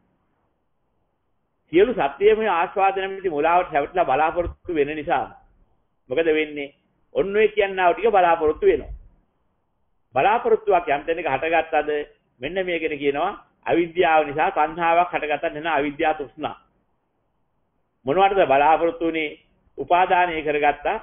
ඔන්න ඔය කියනවා වූ ඇසකන දිවනාසය ශරීරය මන කියන ආයතන වලට රූප ශබ්ද ගන්ධ රස ස්පර්ශ ධර්ම කියන බාහිර ආයතන. මෙන්න මේ බලාපොරොත්තුවක් එකට ඇති කරගත්තාම ඒවා මේ ලෝකේ ගොඩ නැගුණේ නැත්නම් ඔය ආස්වාදයේ විඳින්න බෑ, බලාපොරොත්තු ඉෂ්ට කරගන්න බෑ. ඉතින් හැම වෙලාවෙම මනස ලැහැත්ති වෙනවා. ඒ ආස්වාදයේ ගොඩනගා ගන්න. මනස ආස්වාදයේ ගොඩනගා ගැනීමට බලාපොරොත්තු වෙලා මොකද කරන්නේ? ක්‍රමක්‍රමයෙන් ඒ පැත්තට අවශ්‍ය කරනා වූ ශක්තිය ගොඩනගනවා කර්ම ශක්තිය වශයෙන්. මෙන්න මේ නිසා තමයි කියන්නේ කර්මයේ මුල් කරගෙන නැත්නම් මේ කර්මයේ හේතුවෙන් ජාතිය පහළ වෙනවා. එකින් එකට පහළ වෙන්නේ නැහැ. කර්මයේ හේතුවෙන්, අවිද්‍යාව හේතුවෙන්, තෘෂ්ණා හේතුවෙන්, කර්ම හේතුවෙන් ලෝකේ පහළ වෙන ආකාරය විග්‍රහ කරලා ඔය ඉතිසලා විග්‍රහ කරලා තියෙනවා. උදේ ඥානය විග්‍රහ කරනකොට අවිද්‍යා සමුදය, රූප සමුදය, සංඥා සමුදය, රූප සමුදය, කම්ම සමුදය, රූප සමුදය. එතකොට මොකද වෙන්නේ? අර සතර මහා භූතයන්ගේ සම්බන්ධ වෙලා නිබ්බති සමුදයෙන් රූප සමුදය වෙනවා කියන්නේ නිපද වෙලා එනවා. මෙන්න මේ නිස්පාදනය වෙනකොට ආධ්‍යාත්මික වශයෙන් ඇතකන දිවනාසයේ ශාරීරියේ නිපද වීමේ කාර්යය සිද්ධ වෙනවා. ඒක තමයි මුල පටන් ගන්න. අන්නේ මුල පටන් ගැනීම පහළ වෙනකොට බාහිර ලෝකයට බාහිරට ක්‍රියාත්මක වෙලා හිතන් සකස් වෙන ක්‍රමයක් තියෙනවා. රූප, ශබ්ද, ගන්ධ, රස, ස්පර්ශයන්ගේ පහළ වීමට ඒවා උදා වෙන ආකාරය. ওই දෙපැත්තට බෙදෙන ක්‍රමයක් තියෙනවා. පරිත්‍ත සමුප්පාදයෙන් ඔබ දකින්න ඕනේ. දැන් අවිද්‍යාව පැත්තෙන් අපි මොකද කරන්නේ? දැන් අවිද්‍යාව ගැන විග්‍රහ කළා. වටිනාකමක් දීලා මුලා වූ ලෝකයකට තේරුම් ගන්න බැරුව අවිද්‍යාවේ මේ වටිනා ලෝකයක් තියෙනවා ආස්වාද දෙන කියලා හිතාගෙන. ඒ ආස්වාද බලාපොරොත්තු වෙන්නේ ඒවා ලබා ගන්නා උපකරණ ටික නැවත හදාගන්න. වටිනාකමක් දීලා හිටන් බලාපොරොත්තුවක් ඇති කරගත්තා. දැන් මේ බලාපොරොත්තුව ඉෂ්ට කරගන්න මොනවද හිතන්න ඕනේ? මොනවද කියන්නේ කරන්නේ? ඒට අවශ්‍ය දේවල් තමයි අපි හිතන්න කියන්න කරන්න පටන් ගන්න. අනේ මට හොඳට පේන ඇහක් තියෙනවා නම් මොකටද? කොච්චර බැලුවත් මදි. බලවලා ඉන්න. හොඳට පේන ඇහක් තියෙනවා නම් මට කොච්චර හොඳ. ටික දවසක නෑ. දිගට බලාපොරොත්තු ටික දවසකට සීමාවක් නේ. මේකයි ඉවර වෙනකන් විතරක් එහෙම සීමා කළේ නෑ. කොච්චර හරි බලාපොරොත්තු අසීමිතයි. අනේ මට අහන්න කනක් තියෙනවනම් ටික දවසකද කොච්චරකට නෙමෙයි හොඳට අහහා ඉන්න ඕනේ මට කොච්චර හිටියත් මත්. මෙන්න මෙහෙම බලාපොරොත්තුවක් එන අසීමිත බලාපොරොත්තුවක්.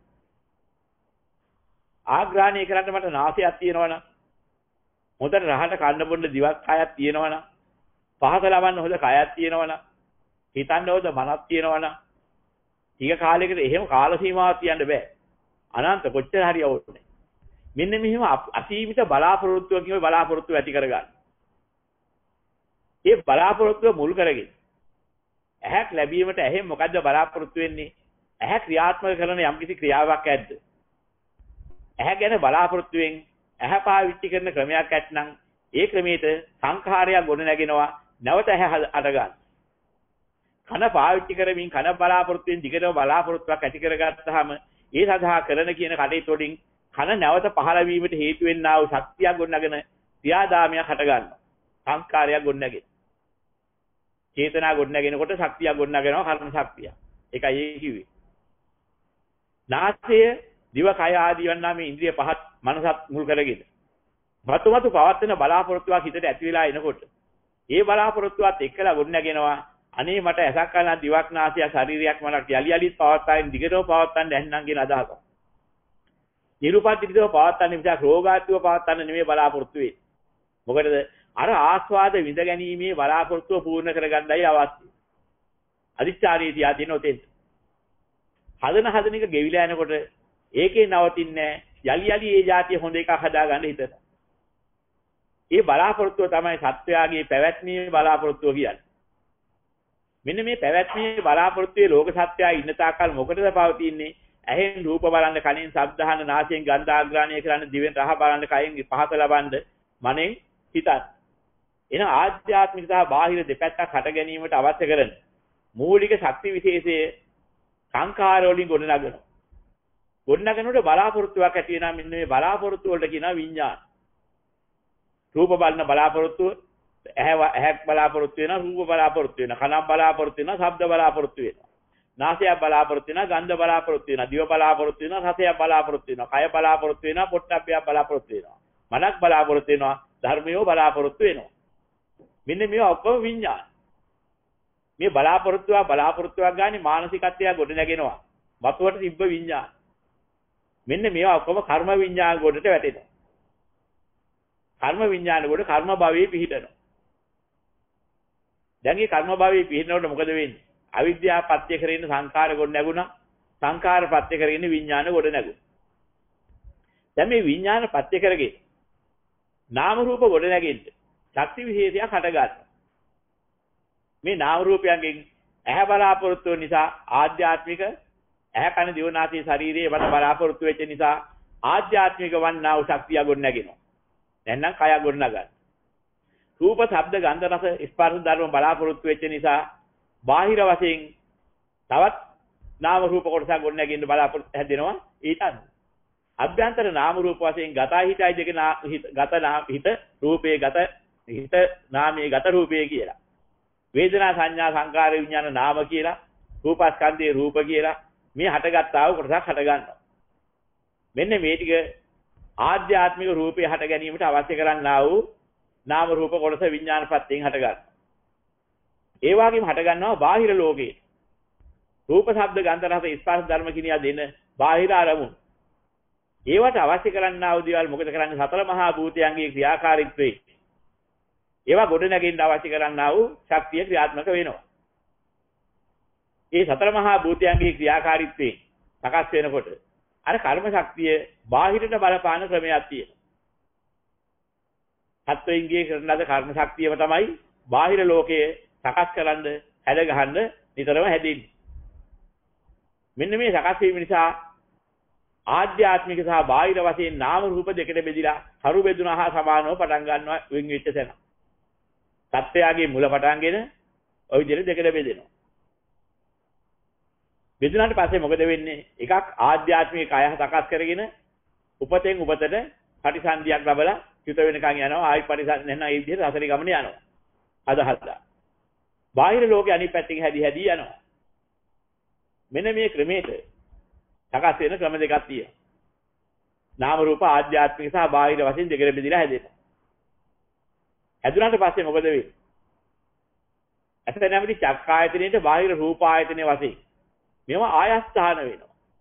මොකද මේ හැදුවේ උපතක් ගන්න හැදුවේ අර කියන මනවටන රූප, ශබ්ද, ගන්ධ, රස, ස්පර්ශ ධර්ම මුක්ති විඳින්න.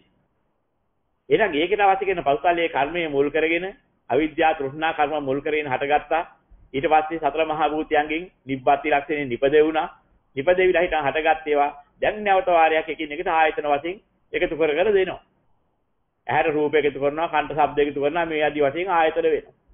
නාම රූප වත් කරගෙන දෙපැත්තෙන් එකතු වෙලා ආයතන 6ක් සලආයතන වලට නැවතපත් වුණා. දැන් මොකද කරන්නේ? දෙපැත්තට බෙදලා මොකද? මේ ස්පර්ශය ලබා ගන්නයි. නැත්නම් බෙදන්න හේතුවක් නැහැ, ළඟම තියා ගන්න තිබුණා. විදුලි ස්පර්ශය ලබා ගන්න එකෙන් ආධ්‍යාත්මික බාහිර ලෝක දෙකක් හැදුනා ඔය විදිහට. ආධ්‍යාත්මික කයයි බාහිර ලෝකයයි විදිහට හැදුනා. හැදිලා හිටා මොකද්ද කළේ? ආයතනයක් එකතු කරනවා. ස්පර්ශය පටන් ගන්න. සලආයතන ක්‍රියාත්මක කළා. ස්පර්ශයට ආපු ගමන් ස්පර්ශයෙන් ආයෙ එකතු වුණා. ස්පර්ශපත්‍ය වේදනා කියලා ආයෙත් වින්දනයක් හදාගත්තා. අන්නර ආස්වාද වින්දනයේ බලාපොරොත්තු වුණා. බලාපොරොත්තු වෙච්ච ගමන් මොකද කරන්නේ? ඉදිරි යන අවස්ථාවට ඒක අල්ලන්න බෑ, මොහොතකින් ගෙවිලා යනවා විදුලිය යනවා. ගෙවිච්ච එක අල්ලන්න බෑ, නැවත එකක් අලුතෙන් හදලා මොලේ ගොඩනගා ගන්න. ඉතින් ගොඩනගා විදිනවා මිසක් විදින එකක් නවත්තා ගන්න බෑ එකක්වත්. මනවර්ණ රූපයක්, මනවර්ණ ශබ්දයක්, ගන්ධයක්, රසයක්, ස්පර්ශයක්, ධර්මයක්. කොතනකවත් නවත්තා ගන්න පුළුවන් කමක් නෑ අභ්‍යන්තරයේ අරගෙන. ආපු ගාම මොහොතකින් අතීතයට යන. අතීතයට ගිහින් තත්පර කාලයක් පැන්න ගම. ඒක නැවත භුක්ති විඳීමේ ආස්වාදයට ගන්න බෑ. ගියාමයි. ඊළඟ නැවත භුක්තිය බලාපොරොත්තු වෙ මොකද කරන්නේ? අනාදියේ පටන් ඉඳ සත්වයා ඉදිරියට මෙහෙ යවෙන. ඉදිරියට මෙහෙ යවි ඇස ගොඩ නගනවා, රූප ගොඩ නගනවා, ස්පර්ශ කරනවා, වේදනා විඳිනවා, කන ගොඩ නගනවා. ඉතින් ඔය ආදී වශයෙන් ඇස කන දිව නාසය ශරීරය ගොඩ නගලා, මන ගොඩ නගලා, රූප ශබ්ද ගන්ධ රස ස්පර්ශ ඒවට ඇසුරු කරලා, චක්කු විඥාන, සෝත විඥාන, ගාන විඥාන, જીවහා විඥාන, කාය විඥාන, මනෝ විඥාන පහල කරලා, චක්කු සංපස්ස, සෝත සංපස්ස, ගාන සංපස්ස, જીවහා සංපස්ස, කාය සංපස්ස, මනෝ සංපස්ස ඒවෙන් ස්පර්ශ කරලා, චක්කු සංපස්සජා වේදනා, සෝත සංපස්සජා වේදනා, ගාන සංපස්සජා වේදනා, જીවහා සංපස්සජා වේදනා, කාය සංපස්සජා වේදනා, මනෝ සංපස්ස වේදනා කියන භුක්ති විඳලා, භුක්ති විඳලා මොහොතේම අතීතයට ගිය නිසා යලි යලිත් ඔය ක්‍රියාවලිය දිරිත් දිගට මොහොතක් ගානේ ගේන. අනන්ත සංසාරයේ පටන් ගෙනාවත් ඇති වෙන්නේ නැහැ. ඕකට හැවටිලා තව තවත් බලාපොරොත්තුවක් තියෙනවා ඉදිරියට. මෙන්න මේ නිසා අප්‍රමාණ සසර ගමනක ආධ්‍යාත්මික සහ බාහිර ලෝක දෙකක් හැදිලා සියල්ල පරිසංකතයි පරිච්ඡම්පන්නයි කියන දෙන්නලා සකස් වෙනවා. මෙන්න මේ සකස් වීම නිසා මොකද වෙන්නේ? ඒ තණ්හාව නිසා යලිත් උපාදාන කරගෙන ඒවම මතු බලාපොරොත්තුවක් ඇති කරනවා ඉදිරියේ. ඒකින් ආයතනයක් කර්ම භාවයෙන් ශක්තිය අරගෙන උප්පත්ති භවයක් හටගත්තාම භවපත්‍යා ජාති කියලා නැවතත් ඔය කියන ආධ්‍යාත්මික ජාති බාහිර ජාති දෙපැත්තක් හැදුනහම මේ ආධ්‍යාත්මික බාහිර දෙක පරිච්ඡම්පන්නව ලෝකේ වශයෙන් ගේනවා. මේකට කියනවා සියල්ල සංකතයි පරිච්ඡම්පන්න. ඔකේ ස්වභාවය. දැන් මෙහෙම දැක්කහම දැන් එක කතාවක් තියෙනවා අපි නිතරම අහන එක. ඇස නිච්චද අනිච්චද? අනිච්චම් බන්තිය කියලාත් උත්තර දීලා තියෙනවා. බුදුරජාණන් වහන්සේ අහනකොට. ඒ යම යදනිච්චං සම් දුක්ඛං වා සුඛං වා ආදී වශයෙන් අහනවා යමක් අනිච්චයි දුකද සුඛද? ඒක දුක්ඛයි කියලාත් උත්තර දෙනවා. යමක් අනිච්ච නම් දුක නම් විපරිණාමයටපත් වෙනවා නම් ඒක මම කියලා ගන්න, මගේ කියලා ගන්න, මගේ ආත්මය කියලා ගන්න සුදුසුද කියලා අහන දෙයක් තියෙනවා. දැන් මෙන්න මෙතන තෝරා ගන්න ඕනේ. ඇයි මේ ප්‍රශ්නේ ඇහුවේ? යදනිච්චං සම් දුක්ඛං යන් දුක්ඛං සදනත්තා යදනත්තං සං නේතං මම නේතෝ හමස්මින් නමේසෝ අත්තාති ඒව මේ තේසං සම්මප්පච්චාය දට්ඨබ්බ සම්මප්පඤ්ඤාය දට්ඨබ්බ. දැන් පාලියෙන් වාක්‍යයක් කොහොමද තියෙන්නේ? මොකද්ද මේ පෙන්නේ? යමක් අනිත්‍යද ඒක දුකයි. යමක් අනිත්‍යද දුක්ඛද ඒක අනාත්තයි. එතන යමක් අනිත්‍යද දුක්ඛද අනාත්තද විපරිණාමයටපත් වෙනවද? ඒක මම කියලා ගන්න, මගේ කියලා ගන්න, මගේ ආත්මය කියලා ගන්න සුදුසු නෑ කියලා සම්‍යක් ප්‍රඥාවෙන් දකින්න කිය. දැන් මෙතන අවසානයේ කිව්ව ටික හතර තේරුම් ගන්න ඕන. මොකද මේ ටික කිව්වේ? සක්කාය දිට්ඨිය දුරු කරගන්නකම් ඔය ටික කරන්න බෑ. මුලට සක්කාය දිට්ඨිය දුරු කරන්න ඕන. සක්කාය කිව්වේ පංච උපාදානස්කන්ධයට කියන නමක් සක්කාය. සක්කාය කියන්නේ පංච උපාදානස්කන්ධයට කියන නමක්. එතන මේ පංච උපාදානස්කන්ධයට සක්කාය කියනවා. සක්කාය දිට්ඨි කියන්නේ ඔන්න ඔය පංච උපාදානස්කන්ධයේ මමෙක් ඉන්නවා කියන අර බමුණන්ගේ තිබිච්ච දෘෂ්ටිය. මොන මමෙක්ද? අපි අර ඉස්සෙල්ලා පටන් ගන්නකොට කිව්වා ගෝණි විල්ලේක් හදාගෙන දිනවා මම කියලා. බමුණෝ. මේ රූපස්කන්ධේ, වේදනාස්කන්ධේ, සංඥාස්කන්ධේ, සංකාරස්කන්ධේ, විඥානස්කන්ධේ ඇතුලේ හෝ පිට හෝ ඒක හෝ නැත්නම් ඒකෙන් ඒක ඇතුළු කරගෙන හෝ මේ හතර ආකාරයකින් මම කියලා කෙනෙක් හිඟාගෙන ඉන්නවා. අන්‍යයා සදාතනිකයි. එයා පෙලන්න බෑ. එයා වෙනස් වෙන්නේ නැහැ. එයා මැරෙන්නේ නැහැ. එයා මරණය කරා යන්නේ නැහැ කවදාවත්. සදාතනික මමෙක් ඉන්නවා ඔන්නේ කොහේ හරි. ඔන්නෝම හදාගත්ත මමෙක් ඉන්නවා කොහේවත් අහලකවත් නැති. දෘෂ්ටියක් ගොඩනගාගෙන තියෙනවා. ඔන්නේ පංචස්කන්ධයේ මුල් කර පංච උපාදානස්කන්ධයේ මුල් කරගෙන ගොන්නගාගත්ත දෘෂ්ටියට කියනවා සක්කාය දිට්ඨිය. නැත්නම් හදාගත්ත මම. ඔන්න ඕක තමයි ඇහුවේ බුදුරජාන් වහන්සේ. අනිත්‍ය නම් දුක්ඛ නම් විපරිණාමයටපත් වෙනවා නම් අත්ත වශයෙන් හොඳයි කියලා ගන්න එකක් උතන නැත්නම් ඒකේ ස්වභාවය ඒක නා. ඕකට මම කියලා හිටන් අර කියන જાතියක කියන්න සුදුසුද? කාගේ මම දැහුවේ? අර බමුණෝ කිව්ව මම ගැනයි මේ අහන්නේ. අර සදාතනික මමෙක් කියන්නේ සුදුසුද ඕකට? ඒවට මමෙක් කියන්නේ සුදුසුද? නැත්නම් ඒක ඒ බඳු ආත්මයක් කියලා නැත්නම් මමෙක් කියලා හිටන් ගන්න සුදුසුද ඔය ටික? මෙන්න මේ ටික බලන්න කියලා පෙන්නනවා. එහෙම සුදුසු නෑ කියලා මනා නුවණින් දකින්න කියලා පෙන්නනවා. ඔන්න ඔක දකින්නකොට සක්කාය දිට්ඨිය බිඳෙන්නේ ඔහොමයි. ඕක තියලා හිටන් අද මොකද කරන්නේ? මම කියන එකක් කියන්න හොඳ නෑ කියලා. කාගේද මේ බඩු කියලා ඇහුවොත් මම කියන්න බයයි ඉන්නවා. සමහර අය. මේවා කාගේද ඇහුවොත් මගේ කියන්න බයයි ඉන්නවා. මොකද? මම නෑනේ මගේ කියලා එකක් නෑනේ. මෙහෙම දෘෂ්ටියකට වැළලෙන් අර සංඥා මාත්‍රය අතරින් හදනවා. බුදුරන් වහන්සේ සංඥා මාත්‍රය අතරින් නෙමෙයි ඔය කිව්වේ. අන්නර කියන සක්කාය දෘෂ්ටි අතරවන්නයි කිව්වේ නේතම් මම නේතෝ හමස්මින් නමේසෝ අත්තාති කිය. ඒක ඔය මම කියේ කවුද? අර බවුනෝ කියපු මම උතන නෑ කියලායි පෙන්නුවේ. බවුනෝ කියන මගේ කියලා ගන්න ඔය අස්සේ මගේ කියලා හිතන් ගන්න මම සිකපු දෙයක් නෑ කියලායි පෙන්නුවේ. ඔය බවුනෝ කියන જાති ආත්මයක් ඕකාසේ නෑ කියලායි පෙන්නුවේ. ඕක හොතර මනසියෙන් තේරුම් ගන්න කියලා. නමුත් ඒ කිව්ව ටික අද වැහිලා ගිහිල්ලා මේක මම නෙමෙයි මගේ නෙමෙයි මගේ ආත්මෙ නෙමෙයි කියලා ආපුවාම ඇහැ කාගේද? කන කාගේද? මගේ කියන්න බයයි. ඉරම කාගේද? මගේ කියන්න බයයි. ගේ කාගේද? මගේ කියන්න බයයි. දැන් මොකද්ද මේ කරන්නේ? යථාර්ථයේ වහගෙන තියෙන ධර්මවල සක්කාය දිට්ඨිය ඇරෙයිද?